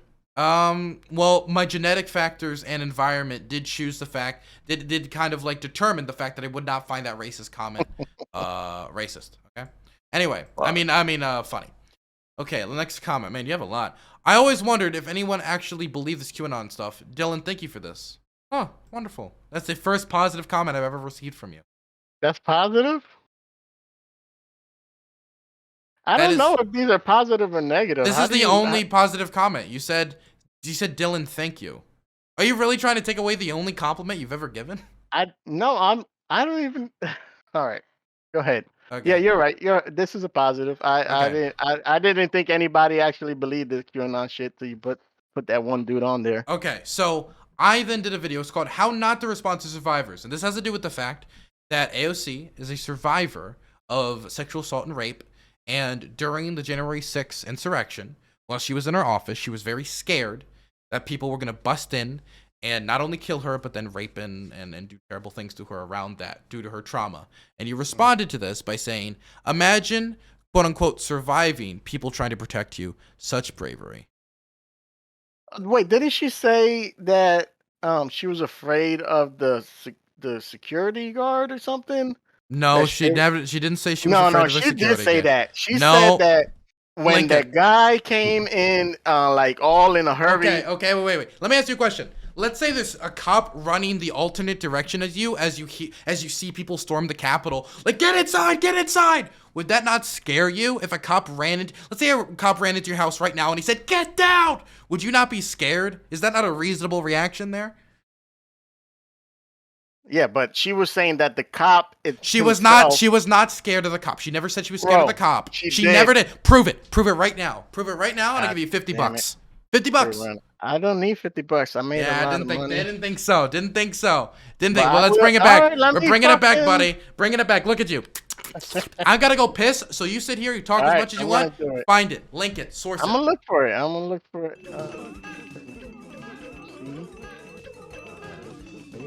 See. How you do this? I'm fucking drunk for this shit. Scared of fucking. What was it? The Capitol Police?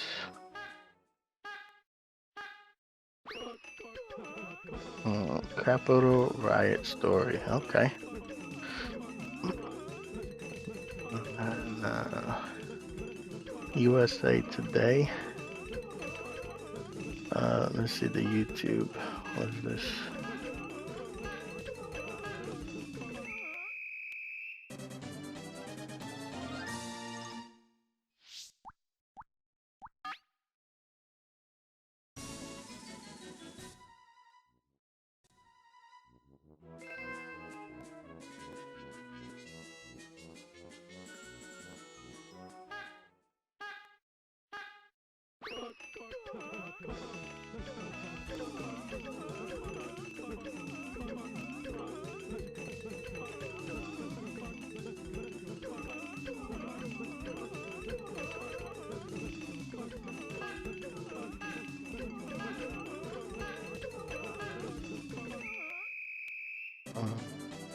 You find it? I'm looking for it right now. It's Would it surprise you if I told you you're not gonna find it because it didn't happen? No, that wouldn't surprise me because you don't know. I know that it's It's there. $100 now, by the way. I just doubled it. Double dick.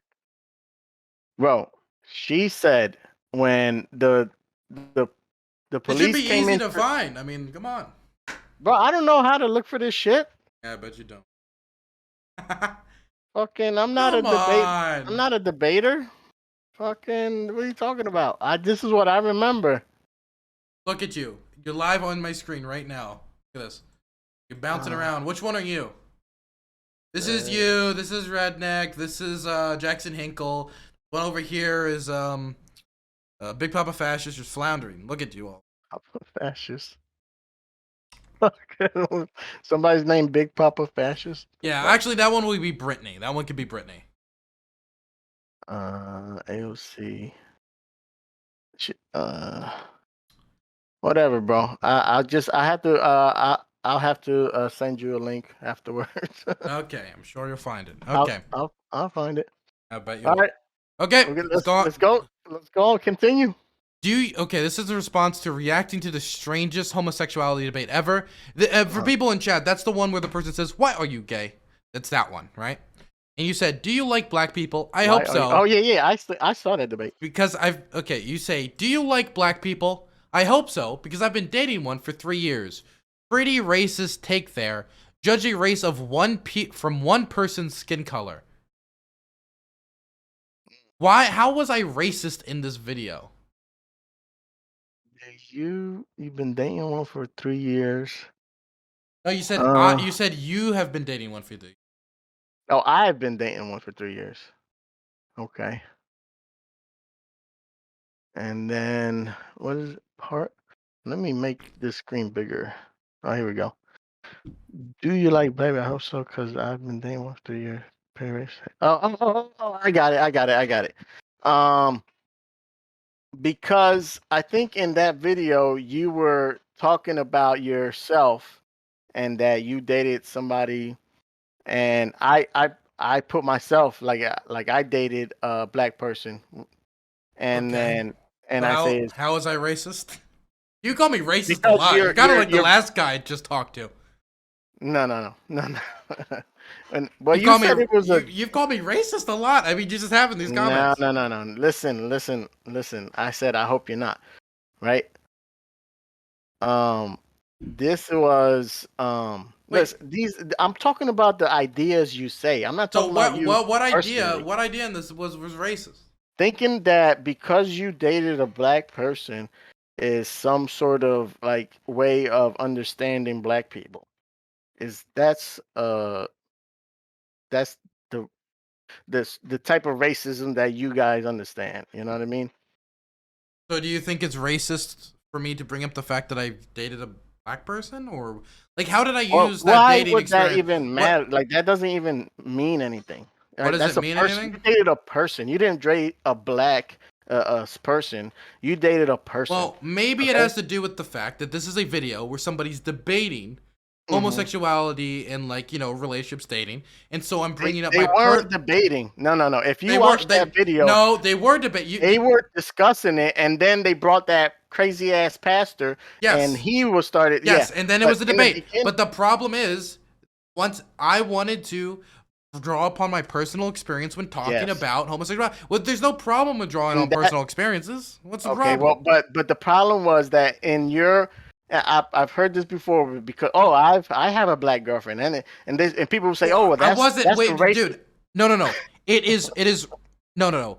You're mixing up your isms. So, bringing up the fact that you're dating someone's black or that you have black friends to disprove racism isn't true, because you can know black people or date black people and still be racist. Nothing I said here had to do with an accusation of that I was racist or really racism. So That line of reasoning, that's the line that they said that you said is racist. So I said, well, you said it, and I'm pointing it out to you. it has nothing to. This has nothing to do with each. Oh, again.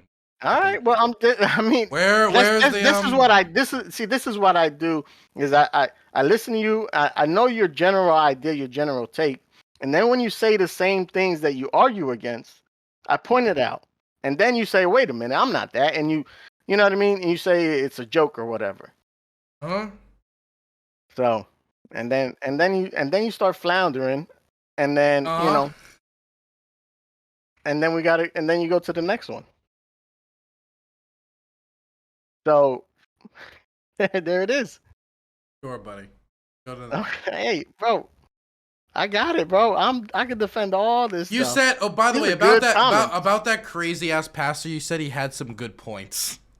Well, he did. What point did he say that were good? Oh man. Because remember, he was the pastor who came in and said well, homosexuality is of the devil, homosexuality is evil. This is like literally the most homophobic pastor on the planet. Like, just throwing that out there. Well, he, listen, I believe that, I'm a religious person, so I believe that some of that is not good, but, I don't. Wait. Some of what is not good? Homosexuality? Yeah. What about homosexuality isn't good? Well, the whole act of homosexuality Okay. isn't wrong. Well, then But it's not. I don't think people. Listen. There it is. The Took you people. long enough. I talk to people individually. I judge people individually, but as a whole, I think that you can judge whole concepts like homosexuality, things that you don't agree with the concept of it, but people in themselves you can treat What different. about it don't you agree with? It's you've heard them all, you know it, so I don't even have to say it. I want to hear it. Why? You want me to spew the stuff that you don't want to hear? Hey, wait. You were earlier out talking about how these things need to be talked about and debated and stuff. And it seems like you don't even want to debate it all the time. This is so debate. So to say it. So I can still think that it's not good and just leave it at that. I don't have to agree with it. Okay. Well, what if I do is just like whatever race you are, I don't like it. And you're like, wait, what the fuck? And I'm just like, nah, it's just my position. I never need to debate or defend it whatsoever. Then it's like, okay, then your position seems weak and it seems silly. So I'm gonna say that you seem like you can't defend your position and it's silly. But the thing is, I'm not gonna get into a you posted on my channel that the pastor made some really good points. You were ready to discuss it on my comment section 11 months ago, but now you won't. Look, I will say, I agree with you on one thing. Homosexuality is pretty gay. Pretty gay. It is pretty gay, and the pastor made some good points because I agree with some of the religious points of view of that. What about the religious points of view? You already know them, so. You just okay. Wait 1 second. Okay. Just because I have a point of view doesn't mean that it has to be right in your eyes. That's my point of view. But I don't treat people different because they're gay. Can you say something for me quick? Say carp.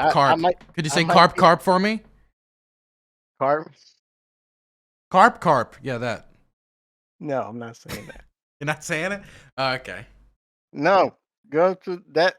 Well, I just want to say carp because you're floundering. That's all. That's not carp's not even a flounder. It's like a Well, no, it's a magic carp. It's a magic carp. It's a carp. Is this all of your comments? Is this everything you've ever commented?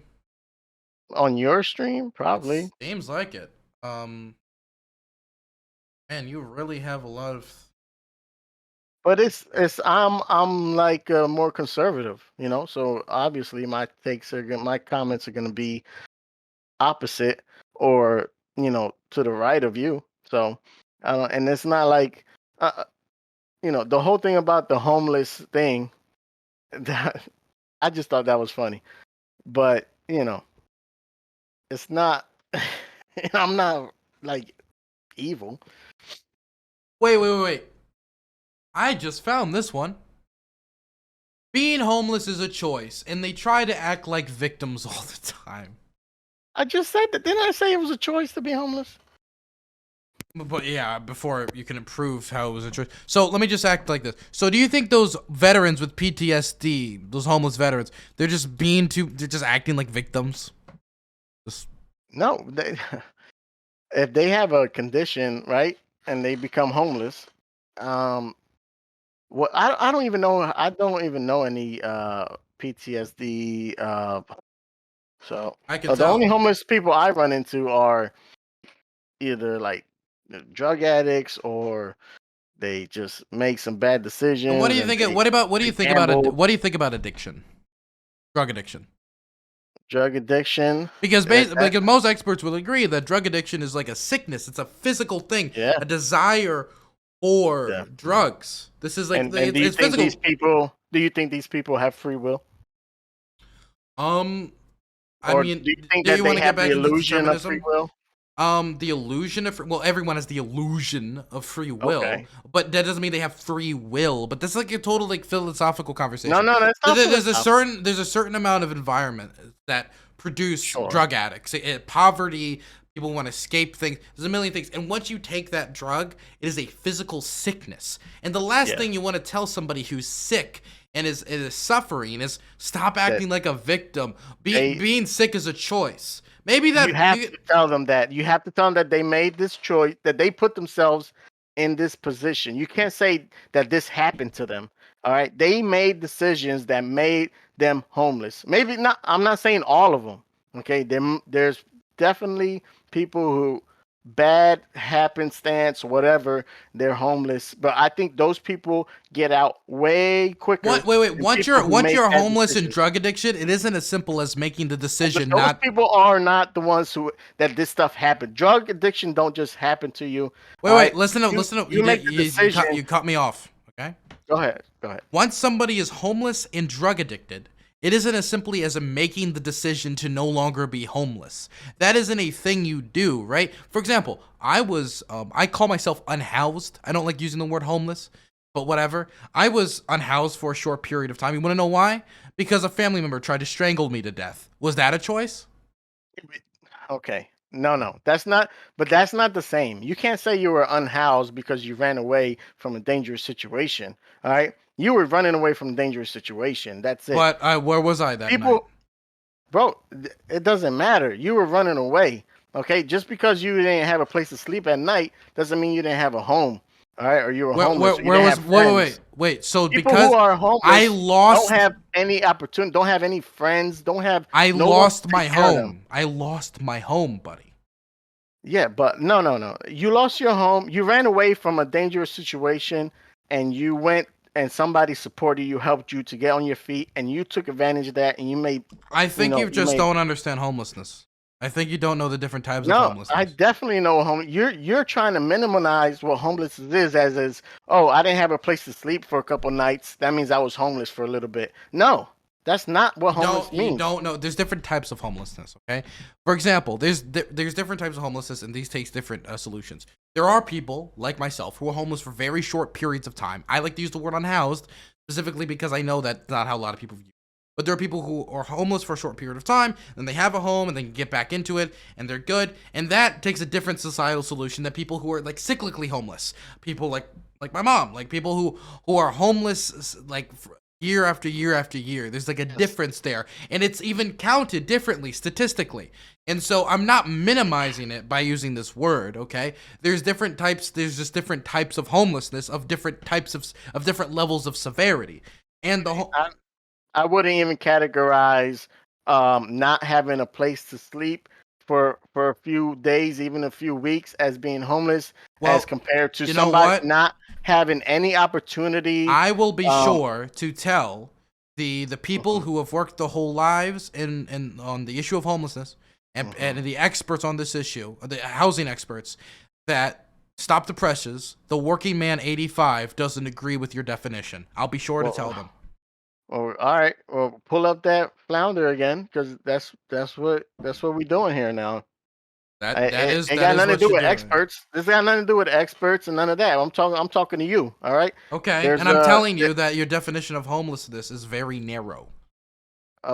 Yes, it has to be narrow because when I'm talking about something specific, There's I'm different types narrowly of talking homeless. about There's different types of homelessness. a homeless person is somebody who does not have a home, doesn't have a job, doesn't have a way to Wait. provide for No, themselves. no. Number one, homeless people have jobs. A lot of homeless people have jobs. Okay, no, I take that back about the jobs. I meant a way to provide for themselves, a way to have shelter, food, and the necessities to, to have a shelter. That's what I mean is homeless. It's really just shelter. That's the only requirement. Well, yeah, even having a friend, they don't even have friends to live there for a little, or they've used it all the time up, and the friends like, look, you're not doing what you should to get in, and, to get yourself together, and so I can't have you living here.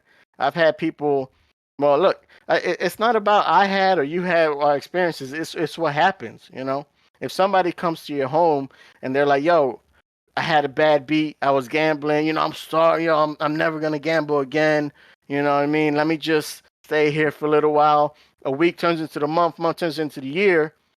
You know, and they're causing problems. You kick them out. You know, this person's used up all their opportunities, all their chances. They got nowhere to live. This person's homeless because he's making bad decisions. That's why they're homeless. That's why I say it's a choice because the choices that you make. So for putting you in veterans, a homeless position. who went into the army and got PTSD, I don't know. I don't know about they veterans. just made the wrong choice then by joining the military. No. There's consequences. But that's the consequences of their action, joining the military, right? Is it If not, we're going is it by not your a logic. consequence? Is it not a consequence to have PTSD? It is, but you see how that logic Okay. is very No, inhumane, but- right? No. Let's follow this down, okay? Let's not jump from you joined the military, you deserve to be homeless. No. That's not the. I never the said they logic you deserved it. They just need Well, to. that's what you- But no, let me just read your thing. They've act like victims all those times. Those veterans acting like victims. Those homeless veterans. I don't. I didn't put any. Do you see homeless veterans there? I didn't Well, see no, any but homeless. you said being homeless, and that includes the veterans, Yeah. doesn't it? I told you I never. This is my comment, and I'm talking about homeless people I know. Okay. Uh-huh. Okay. So. But you don't know all the homeless people, do you? Do you?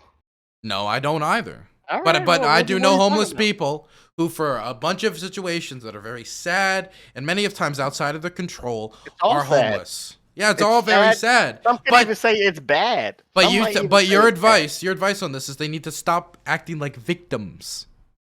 Well, absolutely. If you feel like you have no choice but to be a victim, I mean, a homeless. If you, So- this happened to me. I didn't do anything. I'm just, I can't believe it. I'm homeless. No. There's no way that person is going to be able to provide for themselves. Okay, they need to take account for what the things that they did, the wrong decisions. What about people whose mental health is so screwed? Like a lot of there's a decent there's been a lot of done about this. People who are extremely mentally ill, vastly or disproportionately homeless. When you look at the people who are actually on the streets homeless, right? So these people, right? When you ask about, well, they need to just make better decisions. They literally, in many instances, can't. They can't. Their mental stuff is so screwed that they actually can't. It's got screwed by either drug addiction or a lot of times even outside of drug addiction. They were just born mentally ill and they didn't have people who could take care of them with mental illnesses.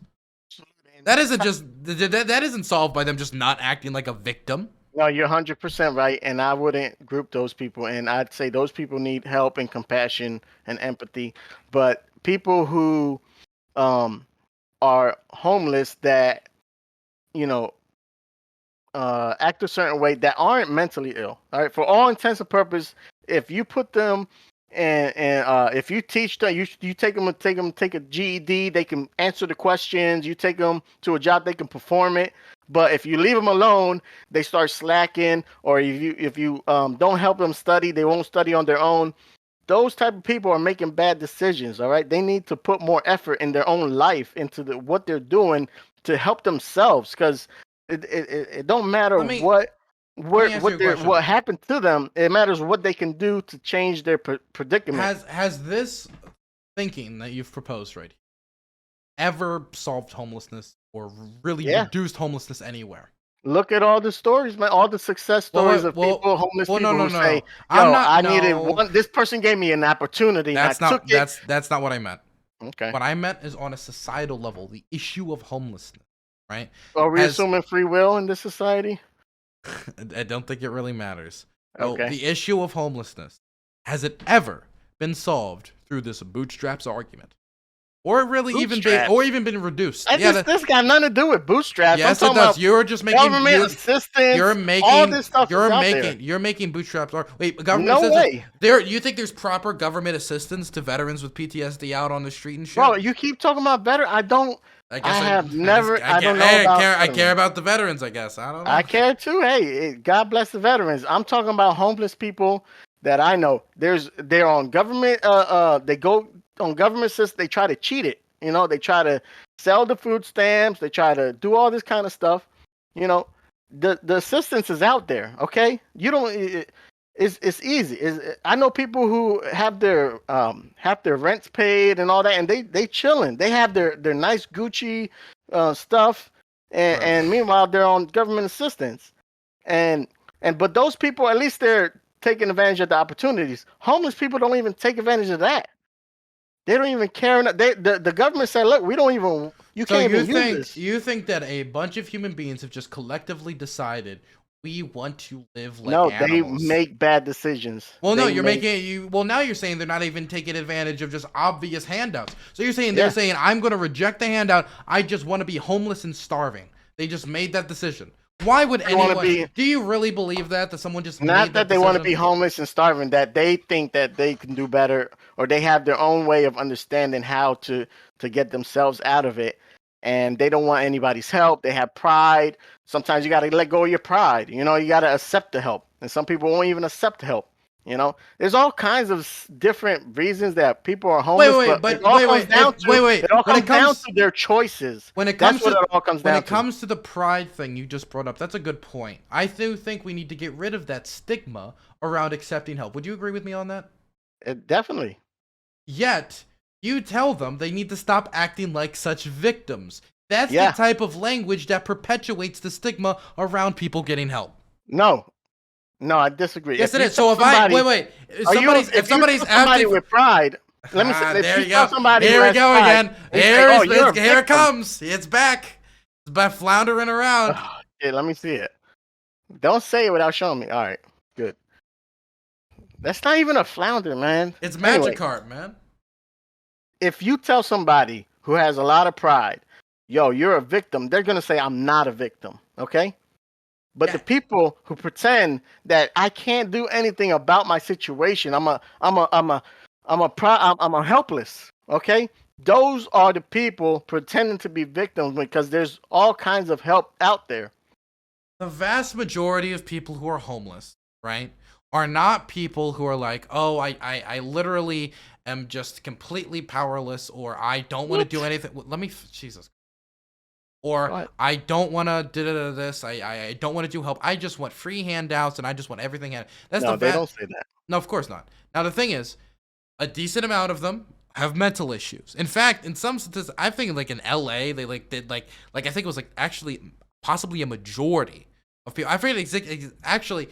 Fluff, somebody figure this out for me. The percentage of people, I think it was specifically done in LA, like the percentage of the LA homeless population that had mental issues. It was, I don't know if it was a majority, but it was a very high percentage. These are people that that's not even a question of whether they can or cannot make decisions. They've got mental issues. What do you mean by mental illness? They've got things like schizophrenia. They've got things like stuff like that. That's high. That's people say mental illness and they mean they can't make a right decision or they can't understand. We don't know how to save money. Okay, schizophrenia is something that will severely affect your decision making. Definitely, yeah. I'm talking about when I understand when people say they have mental illness, they say, "Oh, they keep making bad decisions." So there's schizophrenia. Okay, that's something or mentally ill people. Then there's people who are priced out of their communities. People who used to be able to live into a community, then the housing prices went up and now they can't live in their community. Some of them didn't even lose their jobs. They just now are living out of their cars because the housing prices have gone so much up due to either gentrification or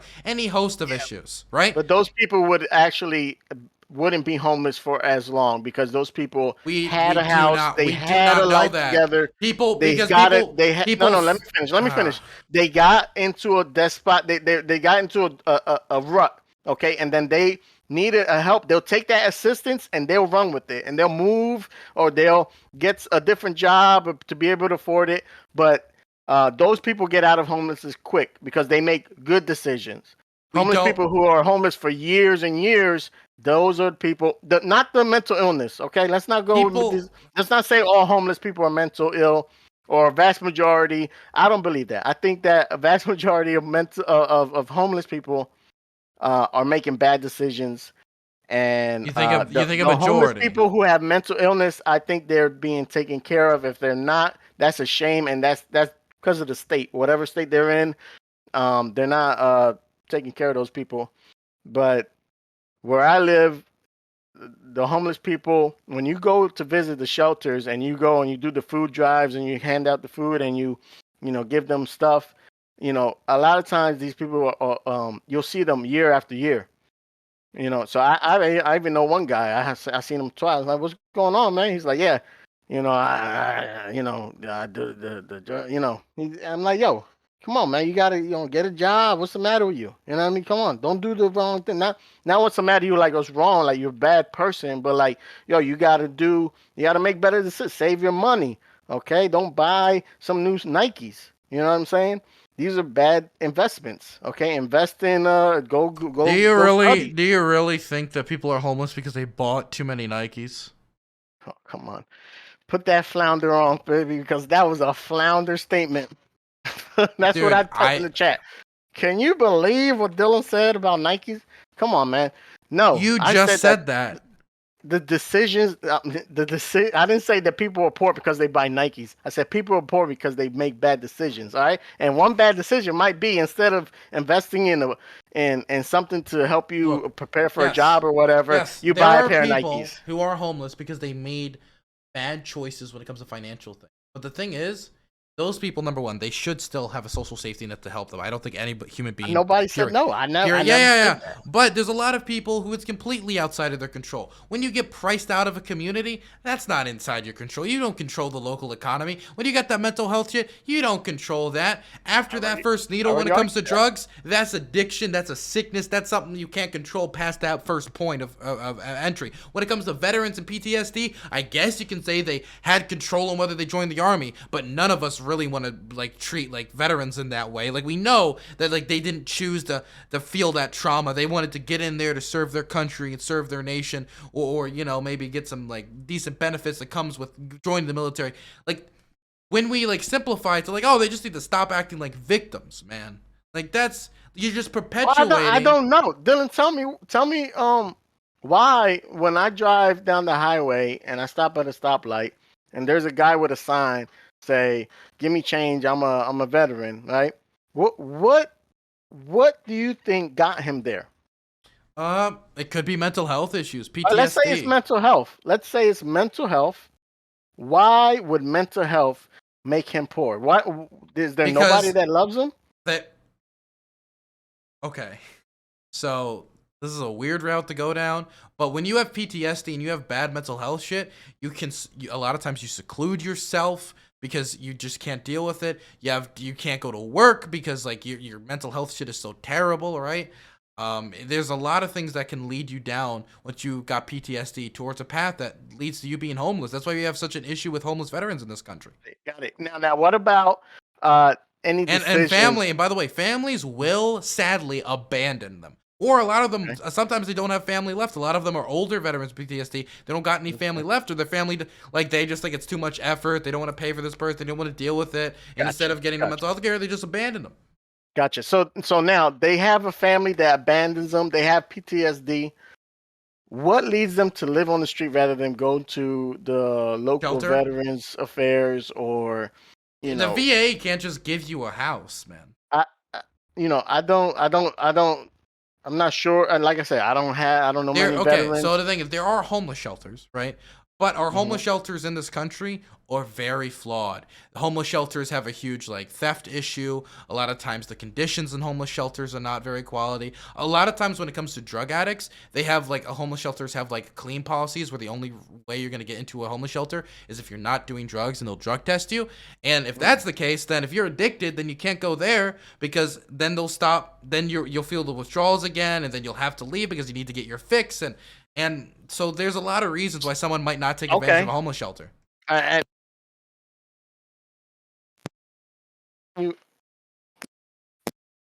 Hello?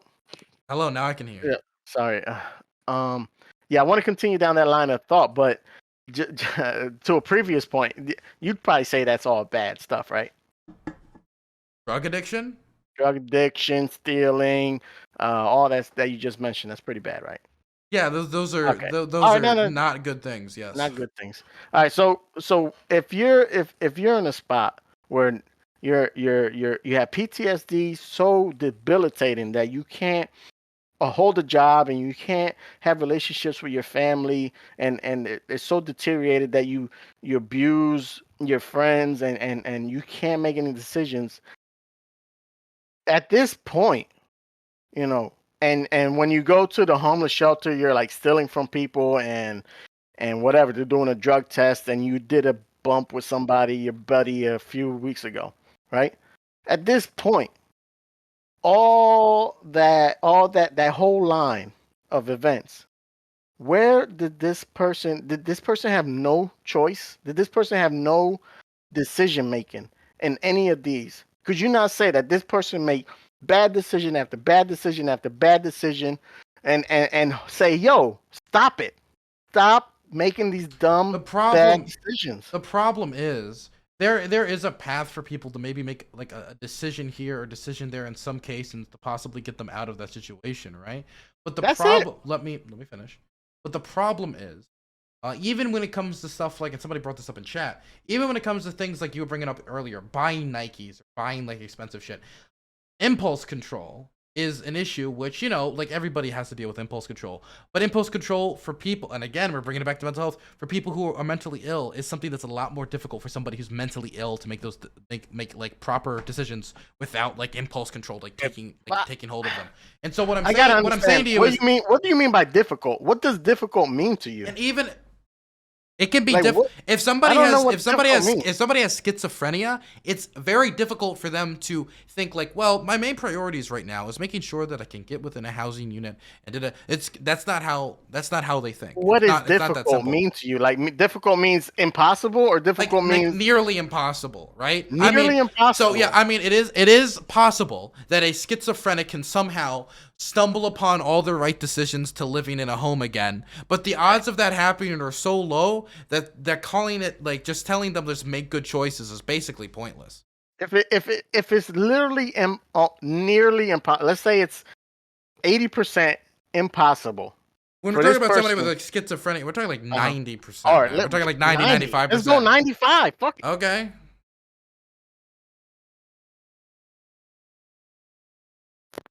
Sorry, can you hear me?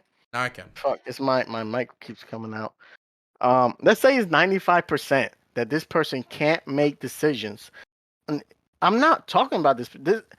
This person is beyond. This person needs somebody to watch them. Okay, somebody to wash their ass. I'm not talking about these people. These people are beyond help. They need to be taken care of. Okay, I'm talking about homeless people who want to be back in the community, living. Okay, these people who have the ability to, once they have a house, they can pay their bill on time. They can do the choices that normal everyday people do. Okay, that's who I'm talking about.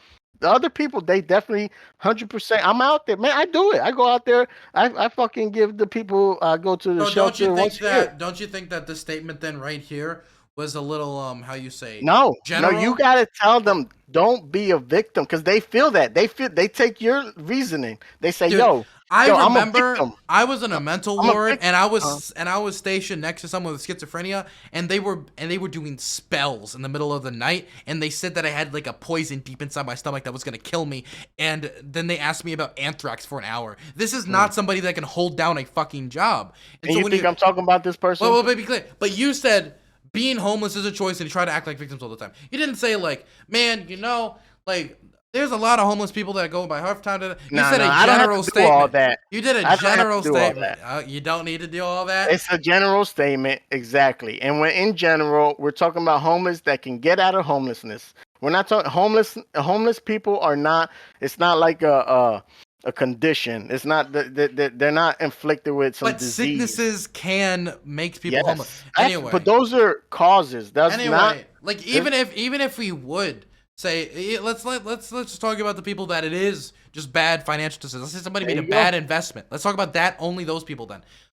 Even for those people, the policy solution there would still be like providing housing and trying to provide them social safety nets in order for them to get themselves back out of it, which I don't think are properly provided at the moment. Homeless shelters is not a sufficient form of housing.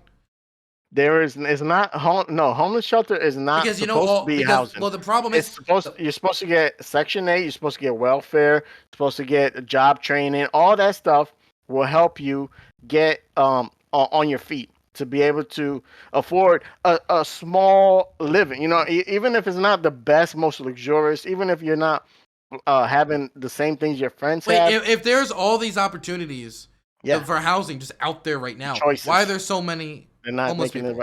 They're not making the right choices. So they just haven't found their way to stumble to the government officials. They don't want it. I can tell you, I know a lot of homeless people that want homes and they just can't get them for either because of their drug addiction and they have to be drug tested or any number of things. Let me tell you something. All right, what would you say to a kid, right, who wants to go to college but he's not studying? What would you tell them?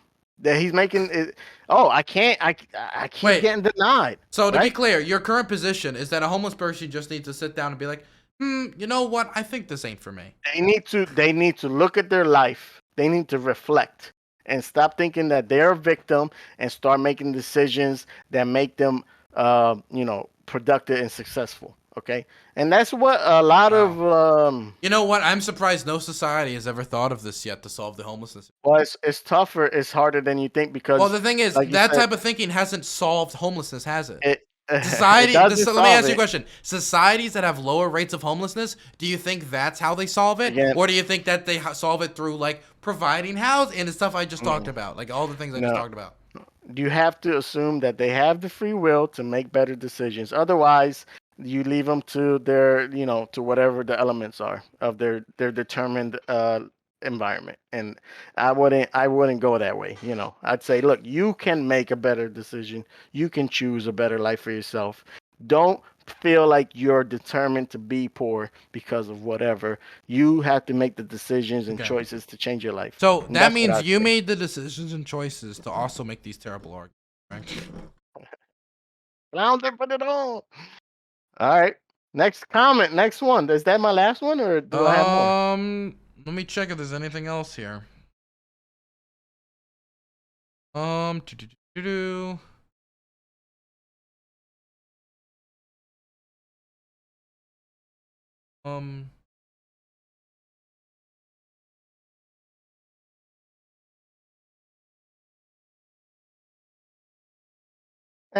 listen, I think a lot of your arguments. Wait. This was in response to me talking about my mom again. Okay. That you don't know anything about. He said it like she contributed to the city and was an outstanding citizen. I gotta. Do you think my mom wasn't an outstanding citizen? You think she was? I'm not even gonna go there. I'm sorry. I even said that. No, don't take that out. Cancel that. 86. Listen, we all got families, or some of us do. And look, we can't. I'm not gonna talk about your family like that. But listen, I think that a lot of your views are just because you're like, what? How old are you? 20, 21? Mm-hmm. These are the things I thought when I was that age. I had the same ideas. Damn, what happened? Damn is life happens. And, hey, you know what? look, I understand. We've talked about this whole time on how mental illness is a real issue. Okay, so I understand. Stop it. Stop it. I understand. No worries, buddy. Don't- I understand. Yo, and I everything I've said, I've defended. I've had an argument for. I've had at least an argument for each and every single thing that you brought up, and that's all I wanted to accomplish. Is I said it. There's my argument. Love it, hate it. That's what it is, and you know what I mean. I'm just, I'm still listening and watch. You know what I mean? Unless you ban me, so. I'm not gonna ban you. Don't No, I ban know people you're not gonna usually. ban. I know you're not that type of guy. Unless I start, doing that stuff that I think is disgusting. But I wouldn't do that. So I think yeah, we did all the Twitter. So when I get older, am I gonna start questioning Japanese Yes. internment camp? Am I gonna start having weird thoughts about Japanese internment camps too, or It's is not that weird, man. It's just a line of reasoning and thought. It's not weird. It's not weird. Okay. It's not weird. Why would you say it's weird? It's If an I mean, argument. like when I get older, am I gonna start being like, maybe banning the Muslims not so bad? Is that like an older thing? Like, is that just like a thing? You'll take that perspective flips? and nuance more serious because your life will be very nuanced by then. Because Very 20, you're not nuanced. really nuanced yet. You have these ideals.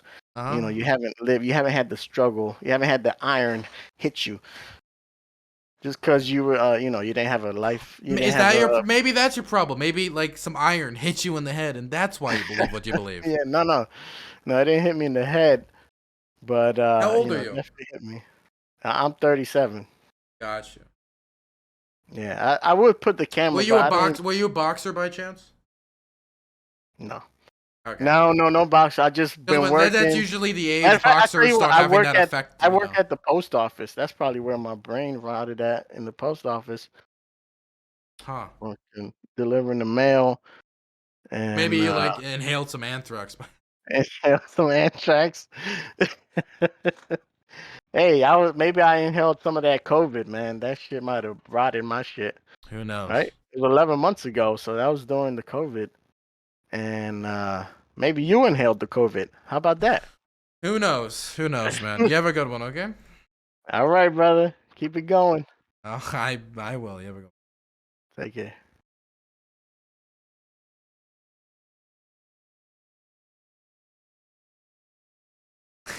Jesus Christ.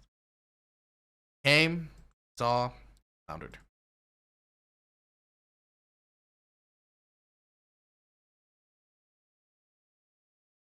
By the way, we had news stories today to cover. We had news stories. My goodness. Okay. You guys want to continue where we left off then? Okay. Is that what we're going to do?